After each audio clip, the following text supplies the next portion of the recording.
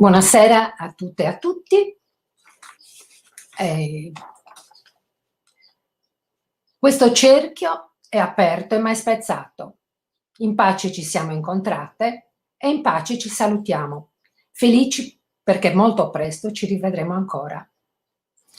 Immaginate un luogo, in tempi di coronavirus è facile che possiate immaginarlo, un cerchio dove nessuno è ospitante e ospitato, in cui 5 persone, non a caso uso questa parola, provenienti da esperienze e luoghi altri, e anche in questo caso la parola non è scelta così, si incontrano e parlano tra loro, ma anche con altri che vorranno intervenire ponendo domande o a ognuna di noi o una per tutte.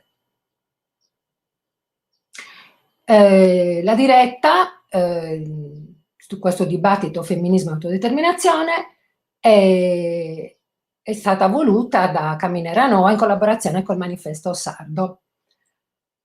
E nasce la necessità di questo incontro, nasce perché è ormai diventato impellente avviare un confronto all'interno dei militanti dei nostri movimenti e dei partiti a cui apparteniamo, di far venire fuori le contraddizioni, le grandi contraddizioni che ci sono all'interno appunto di questi movimenti e partiti sul tema dell'autodeterminazione e del femminismo, perché questi militanti molto spesso e queste militanti parlano di autodeterminazione però solo dal punto di vista, diciamo, politico, l'autodeterminazione del nostro popolo, però usano parole e atteggiamenti che sono assolutamente discriminatori e che quindi sono in contraddizione netta con la rivendicazione dell'autodeterminazione. Per quanto mi riguarda, io vorrei dire che interrogarsi sull'autodeterminazione non sia e fare autodeterminazione non sia una mera liberazione individuale o rivendicazione di me come persona, l'autodeterminazione, ma deve essere soprattutto un'azione politica e collettiva. Assolutamente, e deve essere necessariamente orientata a destrutturare un vecchio pensiero e per ricostruirne uno nuovo e non solo a parole possibilmente. Detto questo, presento le partecipanti al dibattito. Sono Tiziana Albanese di Palermo, una studentessa universitaria e militante di Antudo. Antudo è la rete dei comitati territoriali per l'indipendenza della Sicilia. Marta Onnis di Cagliari, psicologa, attivista politica femminista e indipendentista, impegnata sui temi dell'autodeterminazione e anche lei appunto impegnata sul empowerment di individui, persone, gruppi e community. Benedetta Pintus di Cagliari, giornalista e attivista femminista, è una formatrice sul contrasto alla violenza e alle discriminazioni. Direi anche una cosa importante di Benedetta, è coautrice insieme a Beatrice D'Avela di un testo molto importante, Siamo Marea, come orientarsi nella rivoluzione femminista. Giovanna Casagrande di Nuoro, attivista, femminista, indipendentista di Sardegna Possibile. Allora, da quale domanda possiamo partire? Abbiamo tutte e 3 minuti di tempo più o meno per esprimere appunto il proprio pensiero rispetto a queste domande, riflessioni, spunti di riflessione più che domande, E partirei con la prima, lo stato dell'arte, sulla base dell'esperienza di ognuna di noi come militanti di movimenti e partiti. Darei la parola a Tiziana Albanese.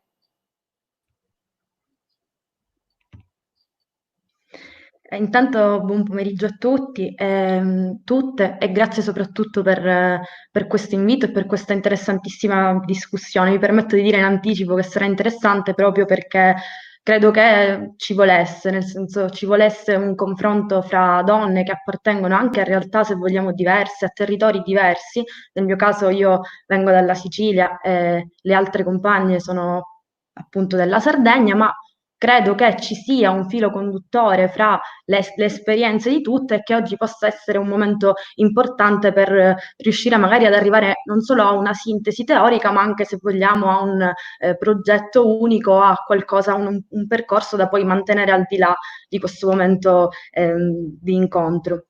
Come diceva, io sono una studentessa universitaria, ma soprattutto una militante di Antudo e provo un po' a parlare della mia esperienza per fare anche intuire qual è il percorso che noi abbiamo scelto di intraprendere in quanto donne, e non soltanto donne, ma donne siciliane. La questione dell'indipendenza per noi vuol dire, in generale, indipendenza è lo stato, la condizione di chi si sottrae a uno stato di soggezione. Ora, se si immagina un processo di indipendenza che coinvolga il territorio intero e che quindi abbia come obiettivo quello di liberare il territorio dalle varie dipendenze che il sistema capitalista crea, da quella culturale a quella economica, a quella politica, non si può escludere l'affermazione della volontà, sia nella teoria ma soprattutto nella prassi, di liberare il territorio anche da un'altra fondamentale dipendenza, che è quella patriarcale, che se vogliamo è anche una delle più insistenti, delle più pesanti e anche delle più evidenti, nonostante non lo sembri.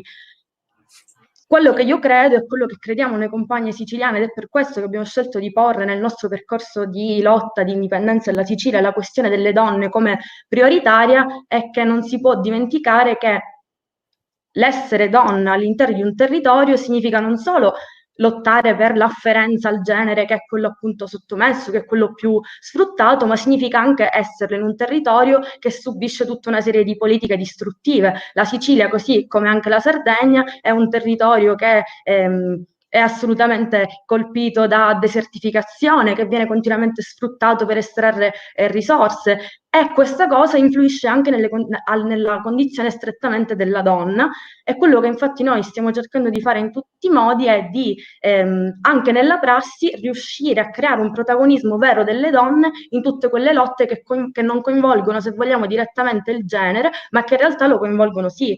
Intendo, se c'è una lotta all'interno del territorio contro la presenza di una base militare, contro la presenza di un impianto altamente inquinante, la presenza della donna come protagonista di quella lotta è assolutamente imprescindibile, perché un percorso di lotta, di liberazione, che non abbia come progetto quello di liberare, emancipare la donna, non è di liberazione dal nostro punto di vista, e credo non lo sia appunto in generale. Lottare contro l'emigrazione forzata, che è una delle battaglie più forti che noi stiamo portando avanti, è un tipo di lotta che coinvolge strettamente le donne e all'interno della quale la donna deve avere un ruolo centrale. Quindi io credo che l'obiettivo, il punto sia esattamente questo: rendere la donna, far sì che la donna diventi protagonista di tutte quelle lotte che hanno come obiettivo quello della liberazione del territorio, perché è proprio questo che rende di liberazione il processo generale. Grazie. Ti ringrazio e sentiamo adesso Giovanna Casagrande.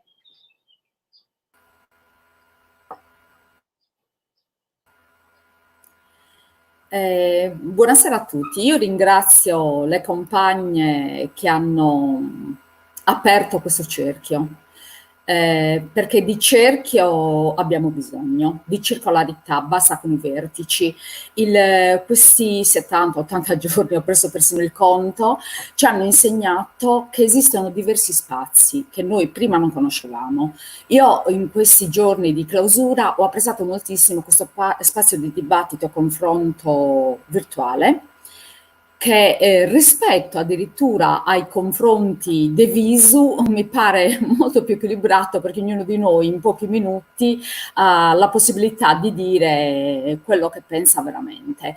Mi ricollego subito alle parole che ha detto Tiziana, che praticamente riflette in piedi il mio pensiero.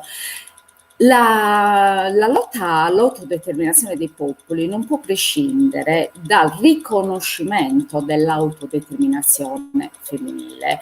Ho appena visto poco fa un commento, perché vediamo i commenti del pubblico, in cui si dice: ma cosa c'entra? La Sicilia è patriarcale, invece la Sardegna è matriarcale. Cosa vuol dire? Questi sono stereotipi che non fanno bene né alla politica né tantomeno al femminismo.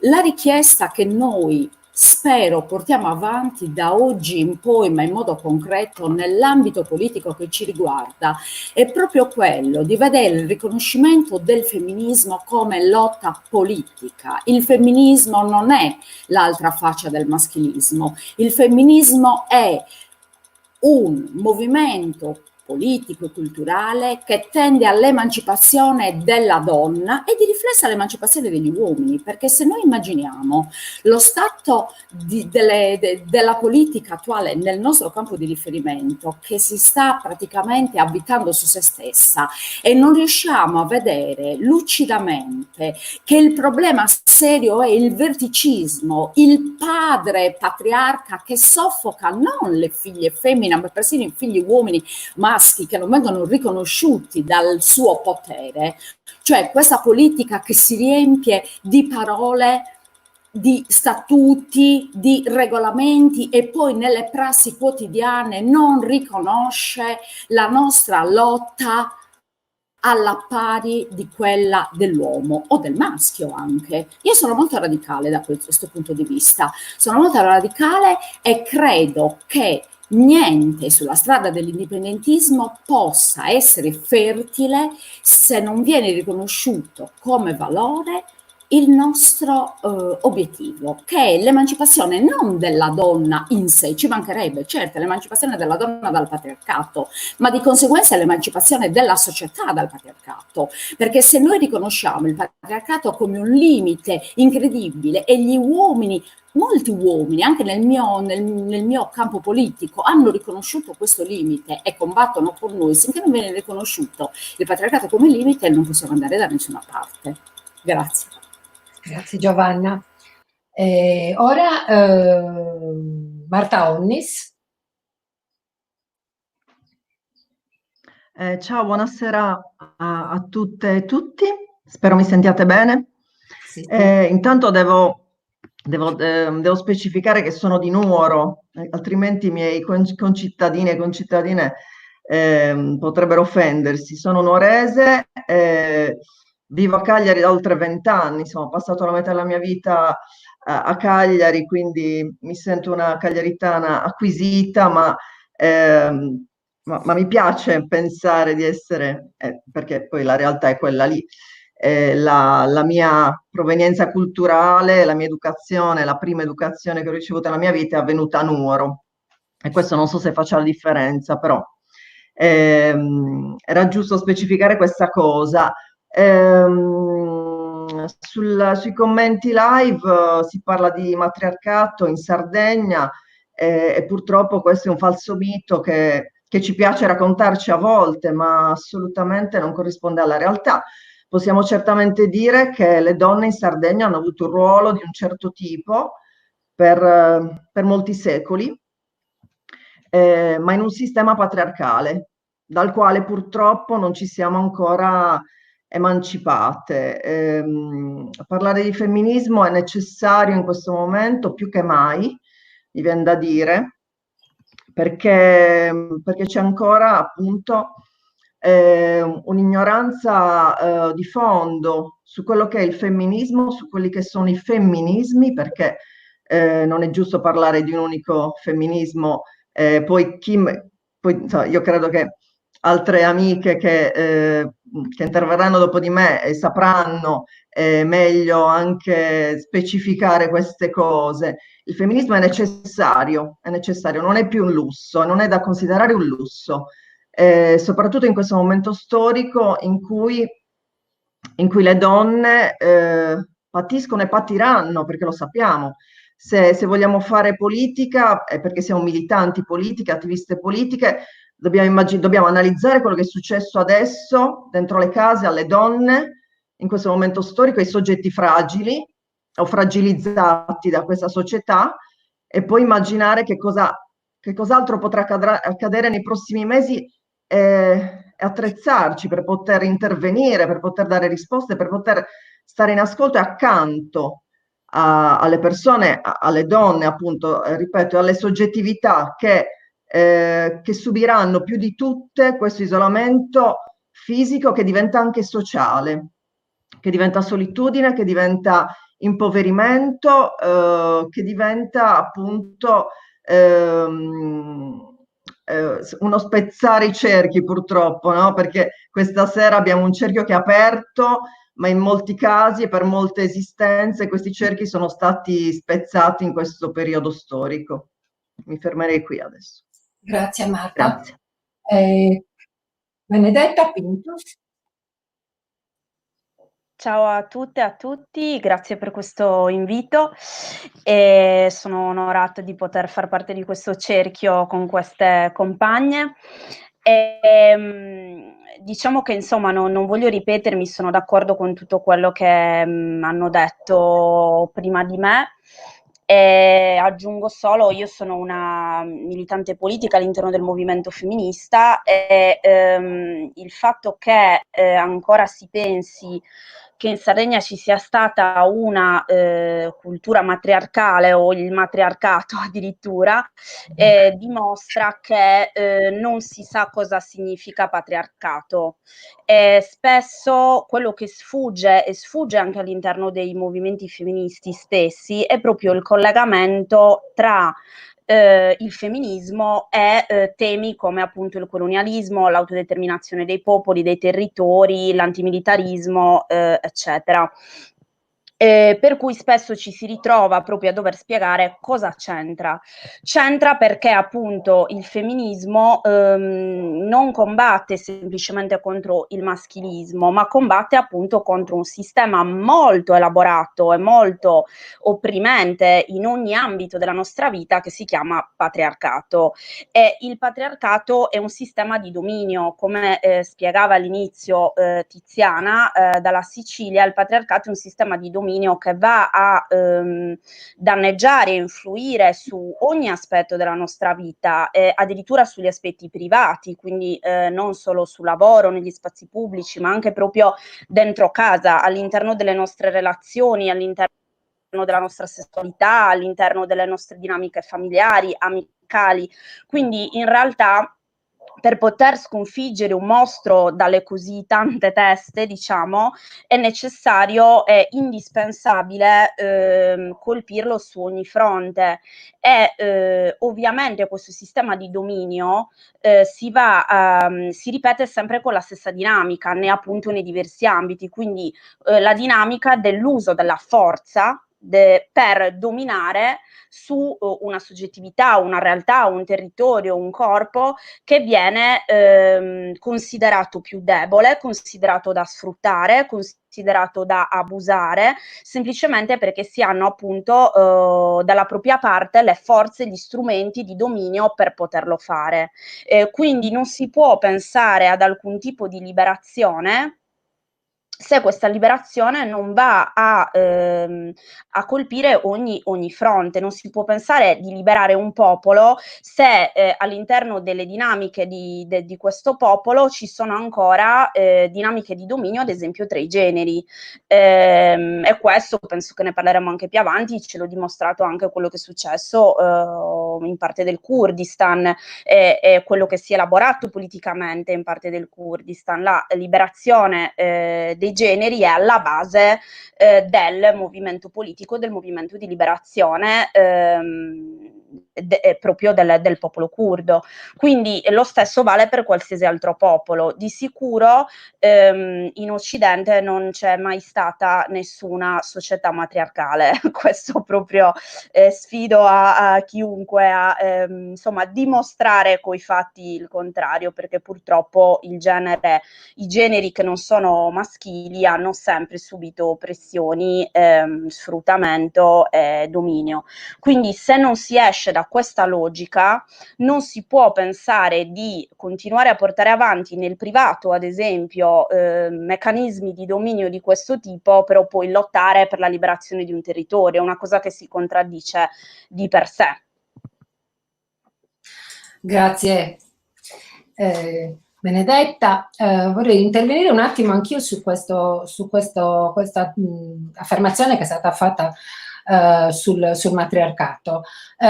Questo del matriarcato comunque è, intanto io da vecchia femminista non credo che sia il matriarcato l'aspetto, diciamo, la contrapposizione positiva al patriarcato. Non credo che nessuna di noi ambisca a una società matriarcale.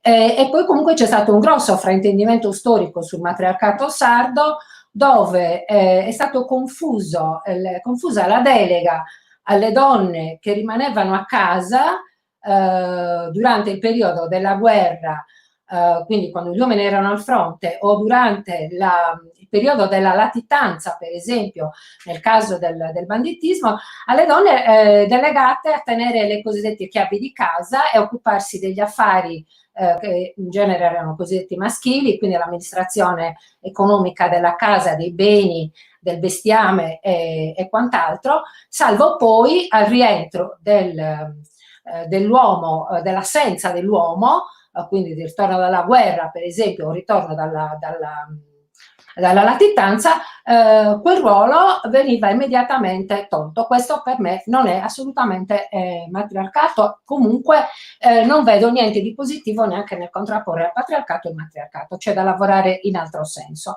Voglio ora porre un altro tema che comunque è sempre ovviamente legato, perché i due temi che noi abbiamo scelto, autodeterminazione e femminismo, diciamo, sono come una scatola cinese che contiene tanti altri di quei temi fondamentali che comunque sono racchiusi in questi due temi principali.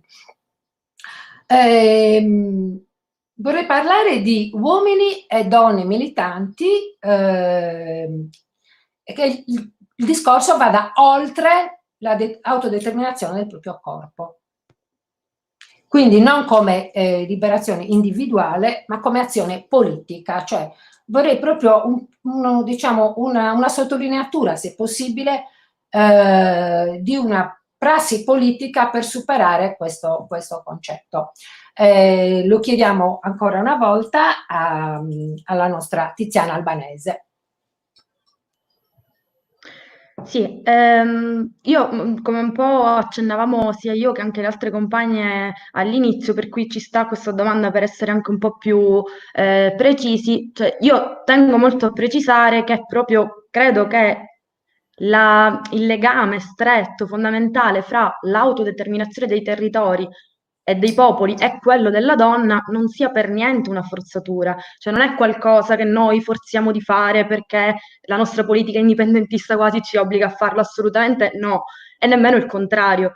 È, dal mio punto di vista, e mi penso anche dal punto di vista delle compagne, è una questione di condizione necessaria. Ora, i corpi di base non esistono in astratto, i corpi si muovono all'interno di un territorio e sono determinati dall'interazione con il territorio, e per territorio non intendo lo spazio fisico, ma intendo proprio il luogo in cui si costruiscono le relazioni sociali, in cui insistono i rapporti di potere che in questo momento sono tutti a vantaggio del capitale e quindi patriarcali. Se i corpi non esistono in astratto ma sono piantati nel territorio, non si può prescindere dagli attributi storici e locali che quel territorio ha, per cui le lotte, come dicevo prima, fra autodeterminazione dei corpi e quella dei territori è necessariamente la stessa cosa, perché proprio territorio di base è qualcosa che include il corpo. Il corpo non è se non è in un territorio, il corpo è determinato a partire da questa interazione, per cui ripeto, la questione del legame è assolutamente necessaria. Non esistono diritti delle donne che siano astrattamente garantiti a prescindere dalle condizioni che vivono i territori, e di questo ne sono assolutamente convinta. Detto questo, il modo secondo me è esattamente quello, è riuscire a rendere le donne protagoniste di tutte le lotte che riguardano l'inquinamento, che riguardano le basi militari, che riguardano tutti quei temi che sono a noi cari, perché appunto tutte quelle questioni che rendono il territorio subalterno alle logiche capitaliste, e poi anche riuscire a imporre una condizione di non sfavorevole, ma di imposizione della donna in quanto soggetto determinante anche all'interno dei movimenti stessi, con i compagni, nelle nostre organizzazioni. Dal mio punto di vista, essere donna siciliana indipendentista vuol dire questo, vuol dire rendere la donna protagonista di tutte le donne, e vuol dire riuscire a costruire noi stesse delle organizzazioni che siano libere da logiche patriarcali e logiche di subalternità della donna rispetto all'uomo. Grazie Tiziana. Giovanna Casagrande. Allora, mi verrebbe da dire, in risposta a questa domanda, l'angolo di Cassandra con disegnino. Ovvero, com'è possibile lottare per l'autodeterminazione di un popolo, di un territorio, combattere contro subalternità, colonialismo, se la donna subisce, per esempio, quando si parla di lavoro, sia contessa di quanto sia importante riconoscere la subalternità davvero della donna nel mondo del lavoro, perché sappiamo benissimo, mica lo dico io, Cassandra, o lo dicono le statistiche, che a parità di istruzione il lavoro della donna è sempre meno retribuito, le posizioni apicali sono sempre meno. Questo è soltanto un esempio di come il condizionamento, di come la subalternità della donna all'interno stesso dei movimenti e dei partiti, non di tutti per fortuna, sia tangibile e sia necessaria la propria attivo, non passivo, in qualsiasi lotta. Tu, Luana, sei l'esempio di quella che è stata la lotta per i diritti in sanità delle donne. Tu e le tue compagne avete portato avanti una battaglia importantissima di cui ha beneficiato tutto il territorio, no? Perché voi siete state protagoniste, voi siete state riconosciute all'interno del movimento politico e della società come soggetti attivi e non come portatori cioè soggetti subalterni. No? Benedetta prima ha citato l'esempio del Kurdistan, l'esempio plastico, quando l'autodeterminazione delle donne porta all'autodeterminazione e alla liberazione, alle lotte di liberazione di un territorio. Ma queste mi sembrano quasi banalità a dirle, perché io ho 60 anni e da quando ho 15-16 anni che frequento la politica e dobbiamo tutte le volte spiegare queste cose. Noi dobbiamo spiegare perché la liberazione e l'emancipazione della donna e l'autodeterminazione siano necessarie, siano importanti, e nessuno mi spiega perché il patriarcato non sia discutibile. Okay. Grazie. Marta Onni.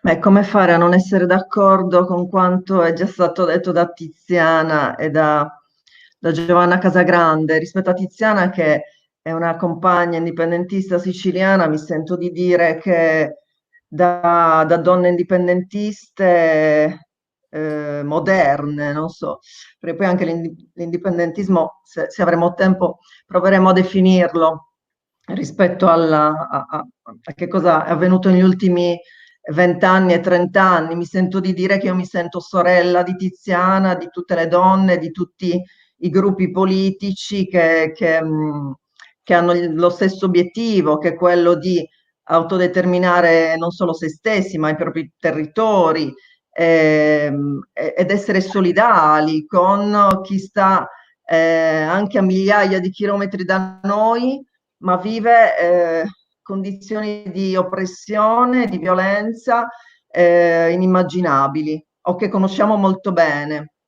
Ecco, le donne del Rojava, le combattenti curde devono essere, è quel sistema di organizzazione della società, dovrebbe essere un esempio per tutte quante noi, per tutti quanti noi, laddove immaginiamo un sistema in cui appunto l'autodeterminazione abbia come obiettivo quello di avere una ricaduta sui territori, sui popoli, sia un movimento di emancipazione e di libertà, una libertà che incide positivamente su quel luogo lì, ma per poter essere anche buon esempio per altri luoghi e per altri popoli e per altre genti, senza appunto chiedere un minus relativamente ad altre lotte, ad altri popoli. Quindi una solidarietà che va ben oltre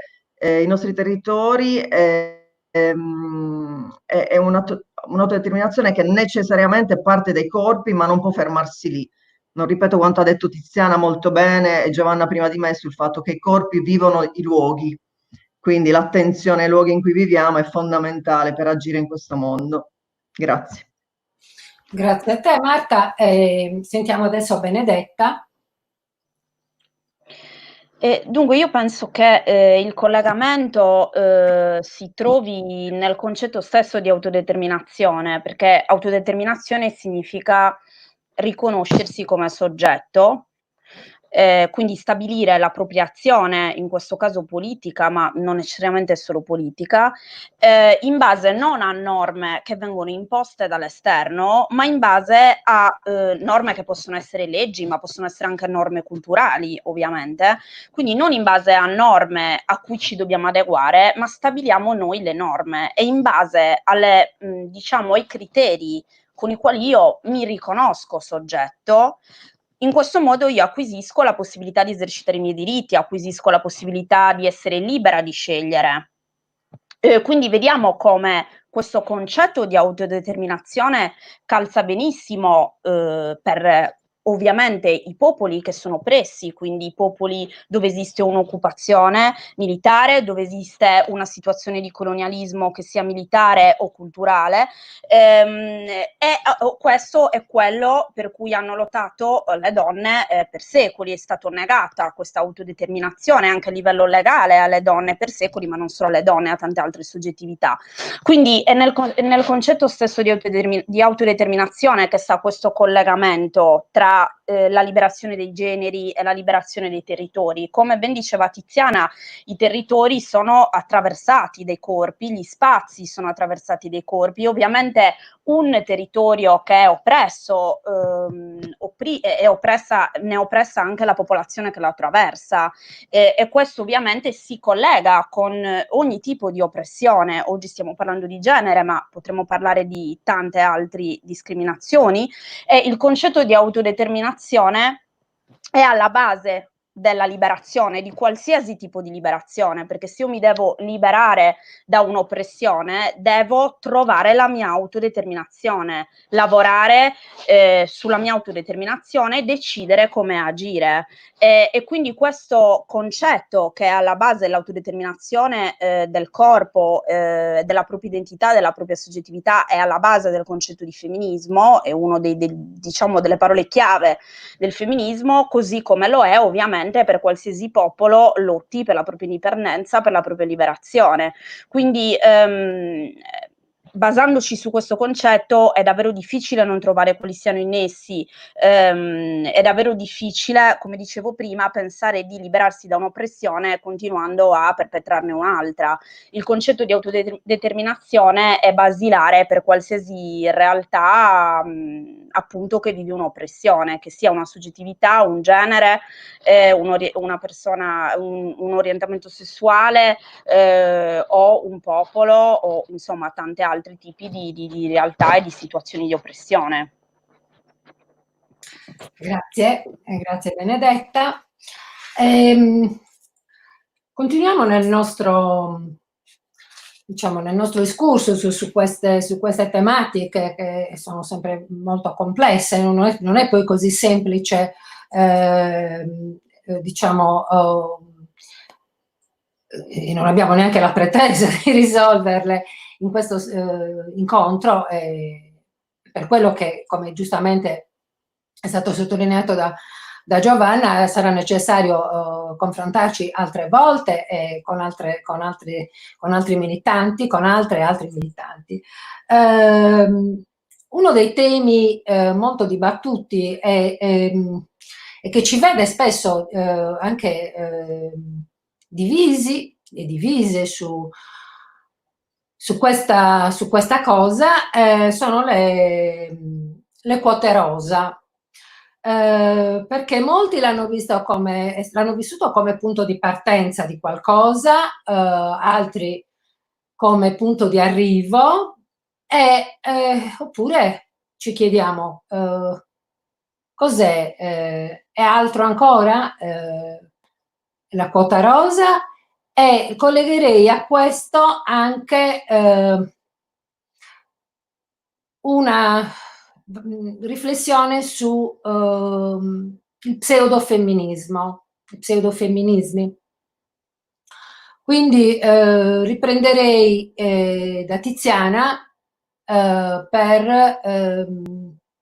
perché ci dica il suo pensiero rispetto a questi due temi.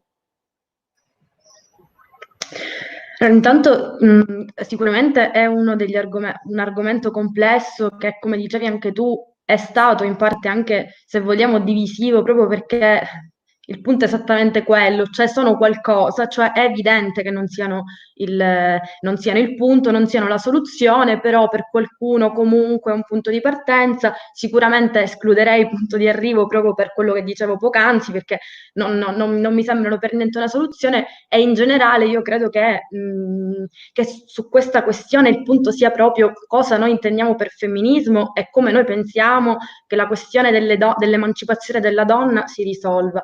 Ora, quello che io ritengo è che se un tipo di violenza, se un tipo di oppressione è strettamente generata dal sistema capitalistico dominante, ora le sue istituzioni, cioè le istituzioni del capitalismo, prima fra tutte lo Stato, ma poi anche i vari parlamenti, le varie amministrazioni locali, tutte le varie istituzioni di cui si compone non sono semplicemente degli organi che in parte riproducono il capitalismo, in parte no, o che possono essere in un certo senso esenti dal controllo del capitalismo. Niente di più falso. Cioè, se il capitalismo è il sistema dominante, il sistema economico-politico, lo Stato e le sue istituzioni ne sono l'esecutore materiale di fatto, sono quelli che producono le leggi, le emanano, i parlamenti fanno questo, ma rispondendo sempre a logiche strettamente capitaliste. Per cui l'idea di lottare per un accesso ad esse può in parte essere un punto di partenza, di sicuro non mi sembra quello il punto, ecco.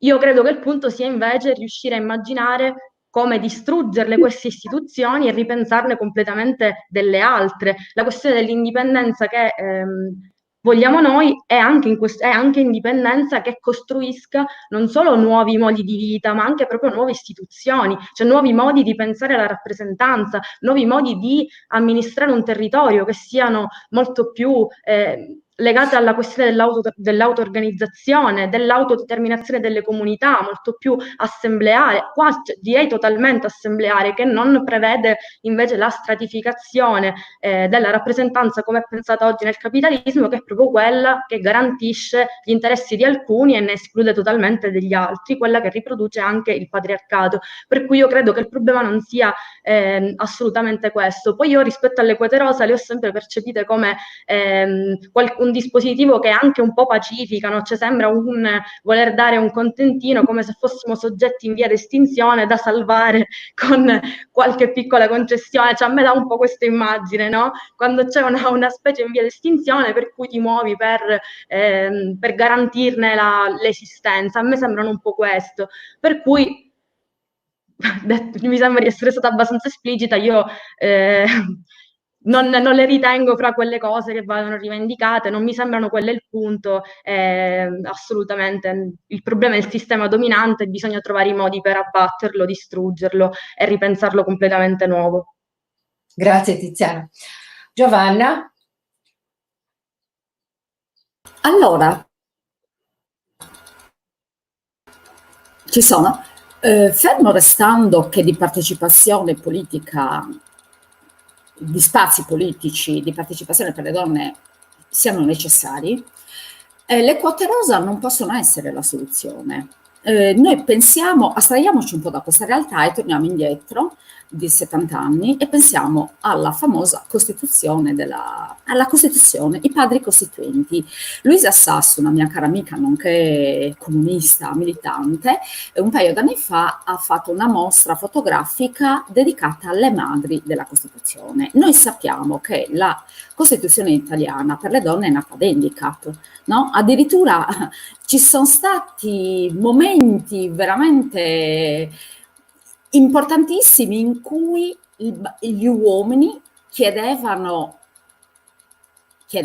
volevano imporre la non partecipazione alle cariche politiche delle donne, perché sai, noi abbiamo il mestolo, noi siamo così, noi siamo deboli, bla bla bla. Quindi, premesso, come posso io, femminista indipendentista, poter solo immaginare di essere trattata, come ha detto Tiziana, come una specie in via di estinzione ed essere quotata? Il problema non è che loro ci trattano come una specie in via di estinzione, l'impianto delle quote rosa promette una partecipazione a un mondo capitalista, patriarcale, a uno stato patrigno nei confronti delle donne e della propria autodeterminazione, dicendo: io ti riconosco nostra affiliata e ti do una particina nelle cose che contano. Poi abbiamo visto come vanno a finire nei convegni, moltissime donne sono quelle che, le donne di servizio, no? Veramente, cioè a meno che una donna non assuma, e scusate la volgarità, non aderisca alla sindrome del cazzo, che è praticamente la plasticità della donna che diventa potente assumendo il comportamento maschile e diventa un maschio e nega gli spazi limitrofi ad altre donne. E cioè, di cosa stiamo parlando? Io non voglio una quota rosa. Prima ci volevano convincere, ma è necessario, perché nei paesi scandinavi? Ma nei paesi scandinavi non è questo paese. Guardate voi in Sardegna, guardate un poco le parlamentari del PD, guardate, cioè le donne sono state scelte accuratamente in base alle quote di partito. Dietro ogni donna che ricopre un incarico istituzionale c'è un uomo riconoscibilissimo, non possiamo ingannarci. Dirò di più che sono stata anche molto critica per la scelta della doppia preferenza di genere nel contesto in cui è stata approvata in Sardegna, che era una caramellina, le donne come portatrici d'acqua. Siamo femministe, non siamo portatrici d'acqua, noi siamo portatrici di saperi e di cultura e siamo un valore aggiunto alle lotte politiche. Ok. Grazie Giovanna. Marta Onnis? Questa delle quote rosa è vero che è un'annosa questione, perché anche a me piacerebbe che a livello normativo, cioè che la norma permettesse alle donne di sedere in numero di 30 in consiglio regionale, quando ad oggi sono 8 su 60. E fa un po' specie anche che noi per prime discutiamo della preparazione di queste poche donne che siedono in consiglio regionale, e quasi mai si discute della preparazione degli uomini che siedono in consiglio regionale. Detto questo, le quote rosa sono una pillola amara, non so se siano un punto di partenza, se possano esserlo. Sicuramente se ci sono poche donne che arrivano ad essere votate, che arrivano a candidarsi a tutti i livelli del governo del territorio, anche se a livello locale c'è una rappresentanza diversa, però diciamo in quello che è il massimo organo di governo parlo della Sardegna, poi Tiziana ci racconterà come va in Sicilia invece. Quindi io credo che sia fondamentale che le donne abbiano più spazio, cioè vengano riconosciute e a loro venga fatto più spazio all'interno dei gruppi politici. E rispetto a questo dobbiamo fare anche noi, chi di noi milita e fa parte dei gruppi politici deve pensare a come all'interno del proprio gruppo poter fare in modo che le donne, penso banalmente alle mamme, possano partecipare a una riunione che è alle 19, quando magari ha un figlio, una figlia o una mamma o un genitore anziano da accudire, perché poi qua ci ricolleghiamo al lavoro di cura, che è prevalentemente sulle spalle delle donne. Allora, se non libereremo le donne da questi lavori, o se non riusciremo ad immaginare a spazi in cui effettivamente anche le donne possano partecipare, allora le donne nella politica non avranno mai gli spazi adeguati, non potranno, faranno fatica ad esporsi, faranno fatica a candidarsi, faranno fatica a sentirsi adeguate, perché poi è questo. Perché quando si ha poca esperienza nella vita pubblica, mi viene da dire, che vuol dire anche partecipare a un'associazione, a un gruppo politico, allora si fa più fatica ad esporsi, a partecipare, a dire la propria, a sentire di essere giusta, passatemi il termine, perché le donne da sempre che devono lottare per essere riconosciute. Ecco questo. Quindi io ovviamente auspico modelli che siano più vicini a quelli dei paesi scandinavi, in cui però la società è già organizzata in modo che le donne possano avere più spazi fuori da quello domestico. Ecco.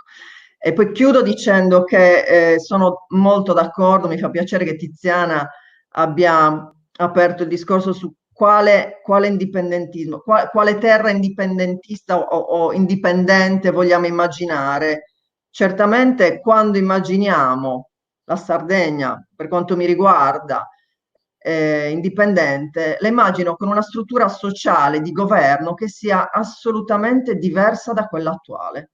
Ecco, quello è l'obiettivo a cui dovremmo tendere.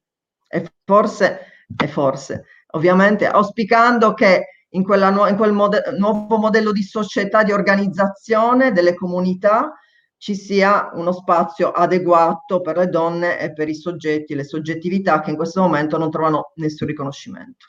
Grazie. Grazie a te Marta. Sentiamo adesso Benedetta. Sì, Benedetta. Sì, allora, in merito ai pseudofemminismi, diciamo, che avevi citato nella tua domanda, le quote rosa, poi di conseguenza c'è da dire che, diciamo, noi da circa una decina d'anni o poco meno stiamo vivendo una quarta ondata del femminismo. Il femminismo, come insomma sapete, è un movimento carsico dal punto di vista appunto storico, politico. Si parla di ondate proprio perché ci sono periodi in cui si risolleva, si espone, e invece periodi in cui rimane sotto traccia, non sparisce di certo, ma diciamo rielabora per insomma poi riproporsi con una nuova ondata. Quindi diciamo che in questi ultimi anni il femminismo o il cosiddetto femminismo è diventato un po' di moda, si sente parlare di concetti estrapolati dal femminismo su ogni fronte. Sono nati progetti anche editoriali, progetti di marketing di ogni tipo che cercavano di strumentalizzare i concetti del femminismo e le lotte del femminismo. Questo è quello che fa il capitalismo sistematicamente da sempre, e cioè quello di mettere le mani sulle lotte di giustizia sociale per poterle sfruttare. E questo avviene ovviamente anche col femminismo. Quando noi vediamo una maglietta di Dior dove c'è scritto feminist che costa 500 euro, ovviamente dobbiamo essere ben coscienti che non si tratta minimamente di femminismo, ma anzi che il femminismo, come è stato detto già dalle altre compagne, lotta contro un sistema patriarcale che comprende ovviamente anche il sistema economico, che è quello neoliberista, capitalista neoliberista. Quindi sfruttare il femminismo per vendere una maglietta ai ricchi sicuramente non c'entra nulla col femminismo, per cui c'è molta confusione. Le persone che non sono dentro i movimenti politici, che sono fuori da determinati giri, da determinati movimenti, fanno molta confusione su questi temi, e quindi spesso accade che non si capisca che innanzitutto il femminismo è politico, altrimenti non è femminismo. Il femminismo agisce, come è stato detto da Tiziana, da Marta poco fa, che per cambiare il mondo in cui viviamo, per cambiare la società, per cambiare determinati sistemi, dinamiche, relazioni oppressive all'interno del mondo in cui viviamo. Quindi è proprio il femminismo è un movimento esclusivamente politico. Tutto ciò che non è politico non è femminista. Quindi spesso, visto appunto che il femminismo è tornato in auge e viene strumentalizzato, ci sono anche questi fenomeni di feminist washing o pink washing, come li vogliamo chiamare. Quindi cosa si fa? Si usa questo specchietto per le allodole di dire ci sono, non so, 10 componenti di questa assemblea, 5 sono donne, 5 sono uomini, siamo a posto. No, questo non c'entra assolutamente nulla, perché come ha ben citato anche Giovanna prima, ad esempio la questione delle doppie preferenze è stata gestita malissimo. Alle ultime elezioni regionali c'era il solito uomo politico di turno, di potere, uomo di potere, che andava a cercarsi le donne che potevano andare con lui nella doppia preferenza in territori diversi, quindi si candidava in un territorio si abbinava una donna, in un altro territorio un'altra, tutto questo per appunto portare acqua al mulino dell'uomo di potere di turno. Tutto questo non ha niente a che vedere col femminismo. Stesso vale per le quote rosa. Le quote rosa sono uno strumento che, vabbè, a parte il nome stesso, quota rosa, che vabbè è abbastanza ridicolo, ma può avere un senso l'utilizzo di quote, di rappresentatività, ma non solo di donne, anche di altre soggettività oppresse della società, può avere un senso, ma solo a livello transitorio. Cioè, siccome siamo in un sistema in cui ci sono delle soggettività che sono sistematicamente oppresse e quindi non riescono ad avere accesso a determinati spazi politici, ambiti politici, allora si usa un meccanismo perché queste persone devono comunque, se voi non le volete fare entrare, ve le facciamo entrare per forza. Però questa deve essere una cosa transitoria che piano piano dovrebbe cambiare la mentalità. Ma che senso ha fare le quote rosa se poi gli uomini nel nostro paese, in Italia, hanno 3 giorni di congedo parentale? Cioè, se se in una famiglia si ha un bambino, una bambina, e poi tutto il lavoro di cura grava sulle mie spalle, che ci siano o non ci siano le quote rosa, io avrò nei fatti molte meno possibilità di poter fare vita politica. Sappiamo quanto la politica sia totalizzante, quanto la politica ti prenda quando la fai seriamente in maniera assolutamente totalizzante. Come posso farlo se tutto il lavoro di cura familiare, relazionale è sulle mie spalle? È impossibile. Quindi nel momento in cui si usa il trucchetto delle quote rosa per dire ok, vi stiamo dando questo contentino, ma non si cambia strutturalmente non si cambiano tutta un'altra serie di cose all'interno della società, non serve a nulla, è semplicemente veramente un contentino che non ci aiuta in alcun modo. Si citano sempre i paesi del nord Europa. Sì, nel paese del nord Europa il congedo parentale è identico per i padri e per le madri, che si alternano in maniera assolutamente paritaria, ad esempio, tra lavoro e famiglia. Allora lì le quote rosa sono riuscite ad avere un senso per questo motivo, ma diversamente non servono a nulla. Se i politici, quando si parla di, ad esempio, non so, politiche familiari o politiche per le donne, continuano a dire ad esempio gli asili, ma gli asili non sono un problema delle donne, sono un problema della società tutta. Se si continua a ricondurre le donne sempre a questo ruolo materno, che è il ruolo di moglie e madre classico patriarcale, non cambierà nulla, le quote rosa non serviranno assolutamente a nulla, né temporaneamente né se le lasciano a tempo indeterminato. Quindi la questione è proprio quella che si diceva all'inizio, cioè io non voglio essere riconosciuta, io mi riconosco da sola, cioè io non voglio che mi sia data parola, io la parola me la prendo e se mi trovo in un contesto politico in cui, questa è l'autodeterminazione, tra parentesi, cioè, quindi se io mi trovo in un contesto politico in cui la mia parola viene continuamente repressa, non viene ascoltata, la mia soggettività viene umiliata o comunque non considerata, io da quell'ambito politico me ne vado e ne creo un altro che non sia patriarcale. Non devo lottare per farmi accettare. Cioè, perché io, se mi autodetermino, mi riconosco da sola, non ho bisogno che qualcun altro mi riconosca, per cui devo riuscire a creare degli spazi in cui esistano dei ragionamenti diversi, con persone disposte a portare avanti dinamiche diverse e percorsi per uscire da questo tipo di relazioni, di dinamiche tossiche. Grazie Benedetta, credo che abbia spiegato perfettamente e risposto anche a una domanda articolata in 2 punti che è stata fatta da un nostro ascoltatore, Michele Felletti. Suppongo che le risposte di tutte, ma in particolare di Benedetta, abbiano chiarito il concetto dell'accettazione almeno delle quote rosa, sulle quali voglio dire anche io qualcosa molto velocemente, perché ovviamente concordo su tutto quello che è stato detto mi ha preceduto, dicendo e sottolineando ciò che più o meno tutti abbiamo detto, che intanto non mi sento e non voglio soprattutto essere inserita in una riserva indiana, quella che io ho detto che siano le quote rosa, soprattutto perché, come ha sottolineato Benedetta, io non credo che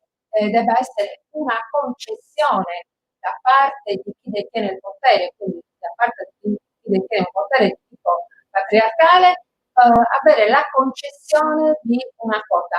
Io la politica la faccio e me la prendo, i luoghi e gli spazi me li prendo, me li prendo oppure concedo con il mio voto, nel caso appunto stia concedendo a un'altra donna, non in quanto donna o in quanto uomo, ma perché ne valuto l'intelligenza, le capacità e la preparazione di quelle persone, non sulla base del genere, perché giustamente allora dovremmo creare tanti altri tipi di quote per rappresentare tutte le categorie oppresse della nostra società e del capitalismo, soprattutto perché questa è l'impostazione della nostra società, è capitalista e patriarcale. Per cui, infatti, io sono assolutamente contraria a questo tipo di esaltazione della quota rosa, che poi appunto sia poi anche tutto un altro aspetto che è quello di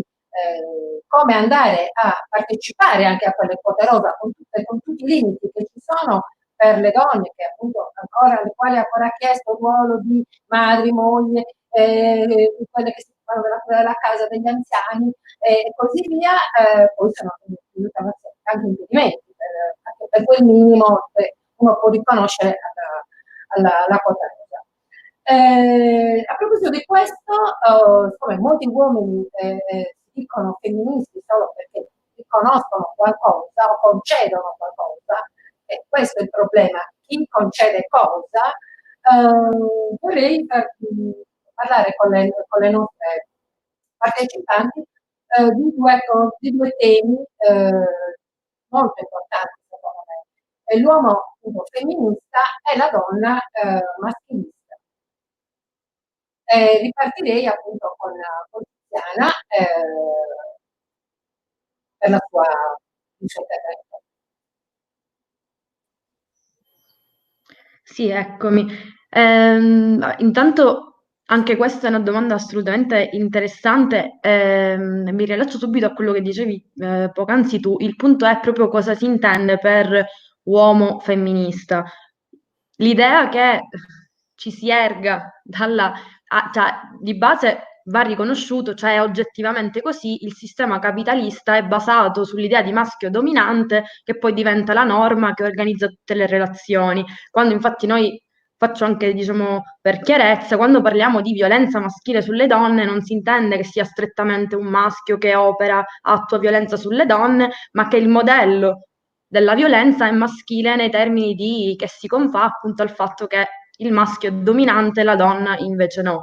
E questo modello è incarnato dall'uomo tanto quanto dalla donna, ed è proprio da questa introiezione, da questo essere totalizzante che poi vengono fuori appunto le figure delle donne sessiste che dal mio punto di vista sono proprio legate a questa dimensione, cioè il fatto che il capitalismo informa i corpi e norma la vita e il modo di concepirsi di tutte porta al fatto che anche la donna possa riprodurre questo tipo di logica, anzi nella maggior parte dei casi lo fa.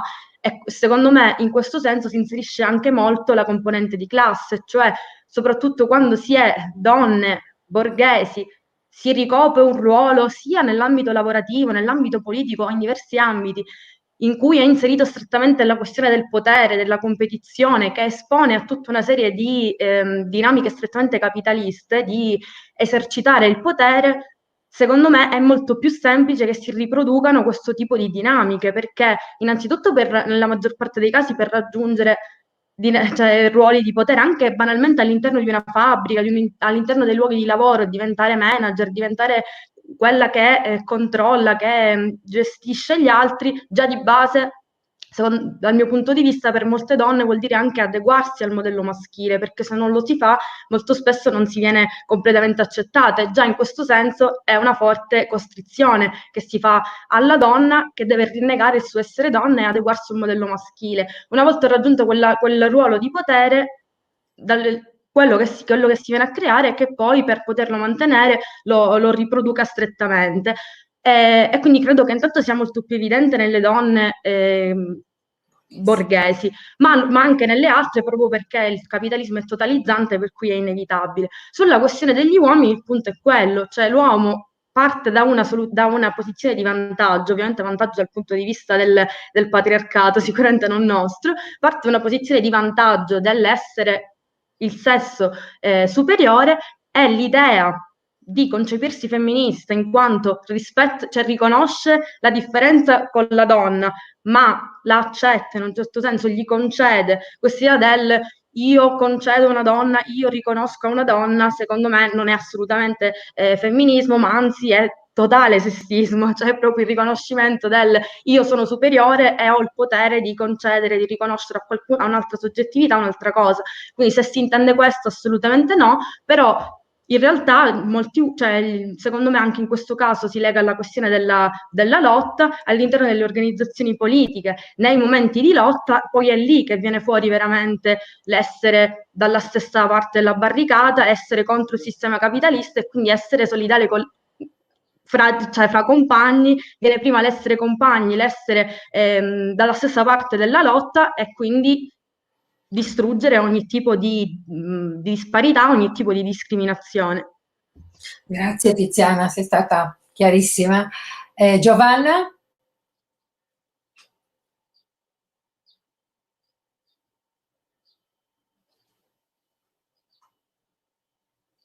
Avrei... Ci sono? Vediamo, ci sono. Allora, Tiziana è stata bravissima a spiegare quello che è un mio pensiero. Allora, premesso che, come dico sempre, se volevo dare patenti mi facevo motorizzazione. Essere femministi, uomini femministi, okay. Io conosco moltissimi uomini che hanno fatto un percorso importante, hanno riconosciuto il loro privilegio di nascita e hanno lavorato moltissimo su se stessi per evitare quell'atteggiamento che Tiziana ha descritto benissimo: io dall'alto del mio privilegio ti concedo, ti riconosco, ti lascio lo spazio. E sono d'accordissimo con lei riguardo l'esercizio del potere delle donne che coprono degli incarichi. Sì, probabilmente il maschilismo, cioè questo rivedersi rispetto ai maschi non va ricondotto soltanto ad una classe sociale, non ci credo, perché anche molte compagne, io ho conosciuto moltissime compagne che sono veramente ferocemente sessiste. Credo che tutto sia legato proprio all'autodeterminazione, ritorniamo lì, al riconoscimento reciproco di essere compagne e compagni di lotta, a fare a meno di esercitare il privilegio che gli uomini hanno, i maschi hanno per nascita, e in pratica lavorare su se stessi e su se stesse per liberarsi da queste forme mentali che sono veramente pazzesche. Io ho voluto un figlio maschio, che poi per fortuna è diventato uomo, perché non riuscivo a immaginare che l'educazione di un bambino dovesse essere per forza sessista. Non riuscivo ad immaginare che non c'è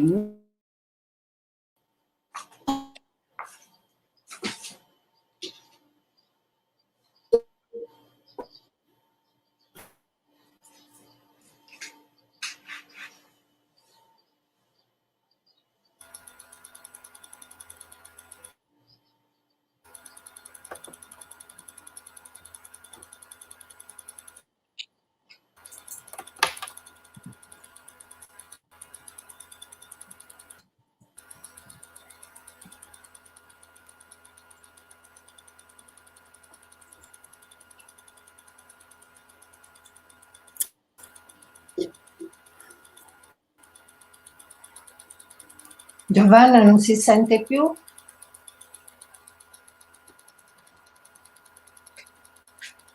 Possiamo passare a Marta aspettando di recuperare Giovanna? È possibile passare? Ecco. Ci sono. Provo a ricollegarmi al discorso di Giovanna, perché assolutamente condividiamo anche questa cosa qui, e cioè che bisogna educare gli uomini, i maschi, a diventare uomini ed ad agire nel mondo in un certo modo. Lei raccontava appunto della sua esperienza di essere madre di un figlio maschio, ecco. Le donne non possono escludere gli uomini o le altre soggettività dalla costruzione di mondo, perché in questo mondo esistiamo tutte e tutti insieme, tutto insieme. Quindi io credo che sia questo il passaggio fondamentale, che ha a che fare con l'educazione, ha a che fare con la cultura, ha a che fare con la costruzione di modelli di riferimento. Se esistono donne maschiliste, probabilmente, insomma, come hanno detto le amiche che mi hanno preceduta, è perché i modelli di riferimento per alcune donne sono stati quelli, modelli quindi di uomini che agivano potere, aggiungerei potere senza relazione, che equivale alla violenza, per poter accaparrare fette di mondo, fette di successo, sono tutti termini che rimandano una volta di più in questo discorso al capitalismo, alle logiche capitaliste che stiamo provando a decostruire per immaginare appunto dei sistemi di società diversi. Ecco, io credo che le donne, anche loro, pur di avere un ruolo nel mondo, siano spesso cadute in quel tranello lì. Per quanto riguarda gli uomini femministi, sono sicuramente gli uomini che riconoscono di appartenere a un gruppo privilegiato.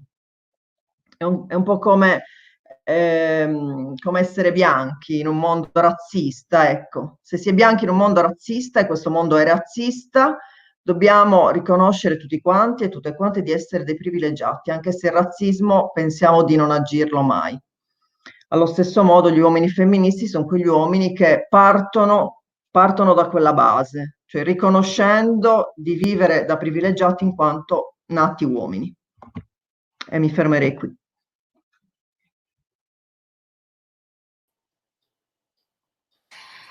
Grazie a Marta. Hai risposto, probabilmente senza saperlo, più che risposto, hai confermato quello che il nostro ascoltatore Cristian Perra ha detto. Noi uomini dobbiamo riconoscere di essere privilegiati come maschi bianchi più o meno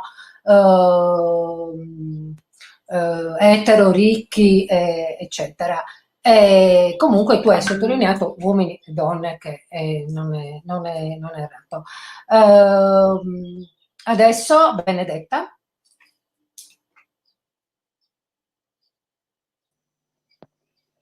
Sì, dunque sì, io condivido tutto quello che è stato detto. Il problema è che quando si vive in una società patriarcale,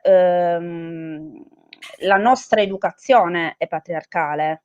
Noi nasciamo e cresciamo e veniamo educate ed educati a questo tipo di cultura, spesso anche del tutto inconsapevolmente, perché non è che tutti i genitori abbiano in mente adesso le inculco un'educazione patriarcale, è qualcosa che fa parte della nostra storia da sempre, è qualcosa che fa parte della nostra cultura, è qualcosa che fa parte della nostra educazione, e quindi per poterne uscire è necessario fare un percorso, è necessario mettersi in discussione, e questo vale sia per gli uomini che per le donne. Il sessismo, come ad esempio Marta poco fa ha citato il razzismo come altra discriminazione, sono delle oppressioni che sono, come dire, trasversali nella nostra società, cioè che vanno a colpire qualsiasi ambito, no?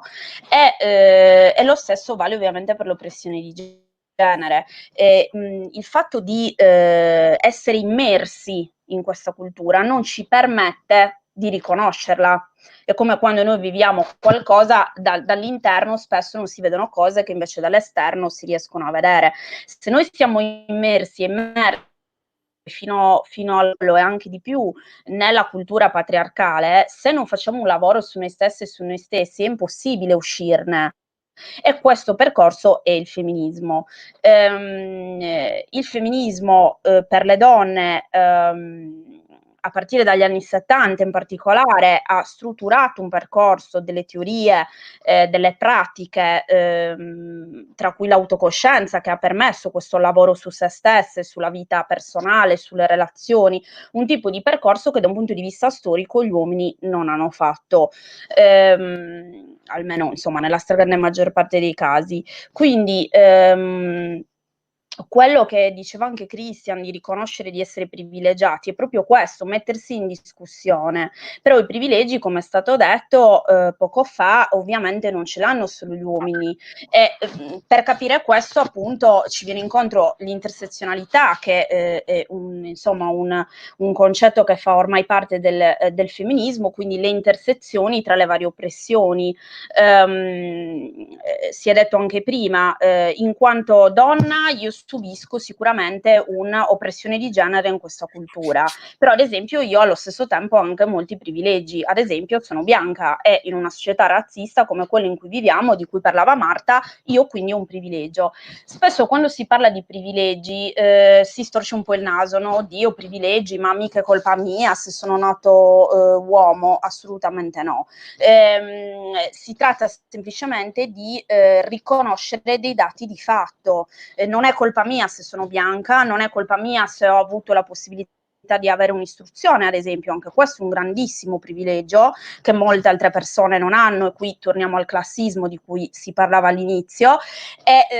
Però io questi privilegi non sono certo colpe, diventano colpe se io li sfrutto contro qualche altra soggettività, ma se io semplicemente li riconosco e quindi parto da questi privilegi per mettermi in discussione, qualsiasi sia il mio ruolo all'interno della società, allora ecco, noi possiamo usare i nostri privilegi per dare voce ad esempio a chi non ce l'ha, per parlare di temi che magari per altre soggettività è difficile affrontare o è difficile avere una certa visibilità per alcune realtà, no? E quindi chi ha il privilegio può usarlo per questo modo, ma sempre facendo un passo indietro. Parla sempre chi vive sulla propria pelle determinati problemi, di quei problemi. Quindi, come diceva Marta, gli uomini femministi assolutamente esistono, possono esistere, anche perché il fatto che il femminismo sia contro gli uomini, insomma, è una fandonia che va avanti da sempre, dai tempi delle suffragette, ma ovviamente non è così, cioè il femminismo non ce l'ha con gli uomini, ce l'ha con il concetto di maschile prevaricatore, che è tutta un'altra questione, che spesso come dinamiche patriarcali, come si è detto, viene portato avanti dalle donne. Le donne, il patriarcato anche a livello di donne ci mette l'una contro l'altra. Quante volte sentiamo frasi come le peggiori nemiche delle donne sono le donne, le femministe non si mettono d'accordo, sono tutte una contro l'altra, oppure due donne che litigano sono peggio, le donne non riescono a fare rete, non riescono... Cioè, questi sono tutti concetti patriarcali, le donne contro le donne le mette il patriarcato, cioè, nel momento in cui tu sei vista come una preda rispetto alla soggettività maschile, le varie prede devono competere tra di loro per attrarre il maschio, oppure devono dimostrarsi, usare logiche patriarcali per poter raggiungere i propri obiettivi e quindi usare dinamiche maschiliste, tu ci sei dentro fino al collo, devi anche sopravvivere e quindi giustamente cerchi di fare quello che puoi e se non hai fatto un percorso di emancipazione di questo tipo ovviamente non ci riesci e continui a ricalcare quelle dinamiche e da qui le donne sessiste.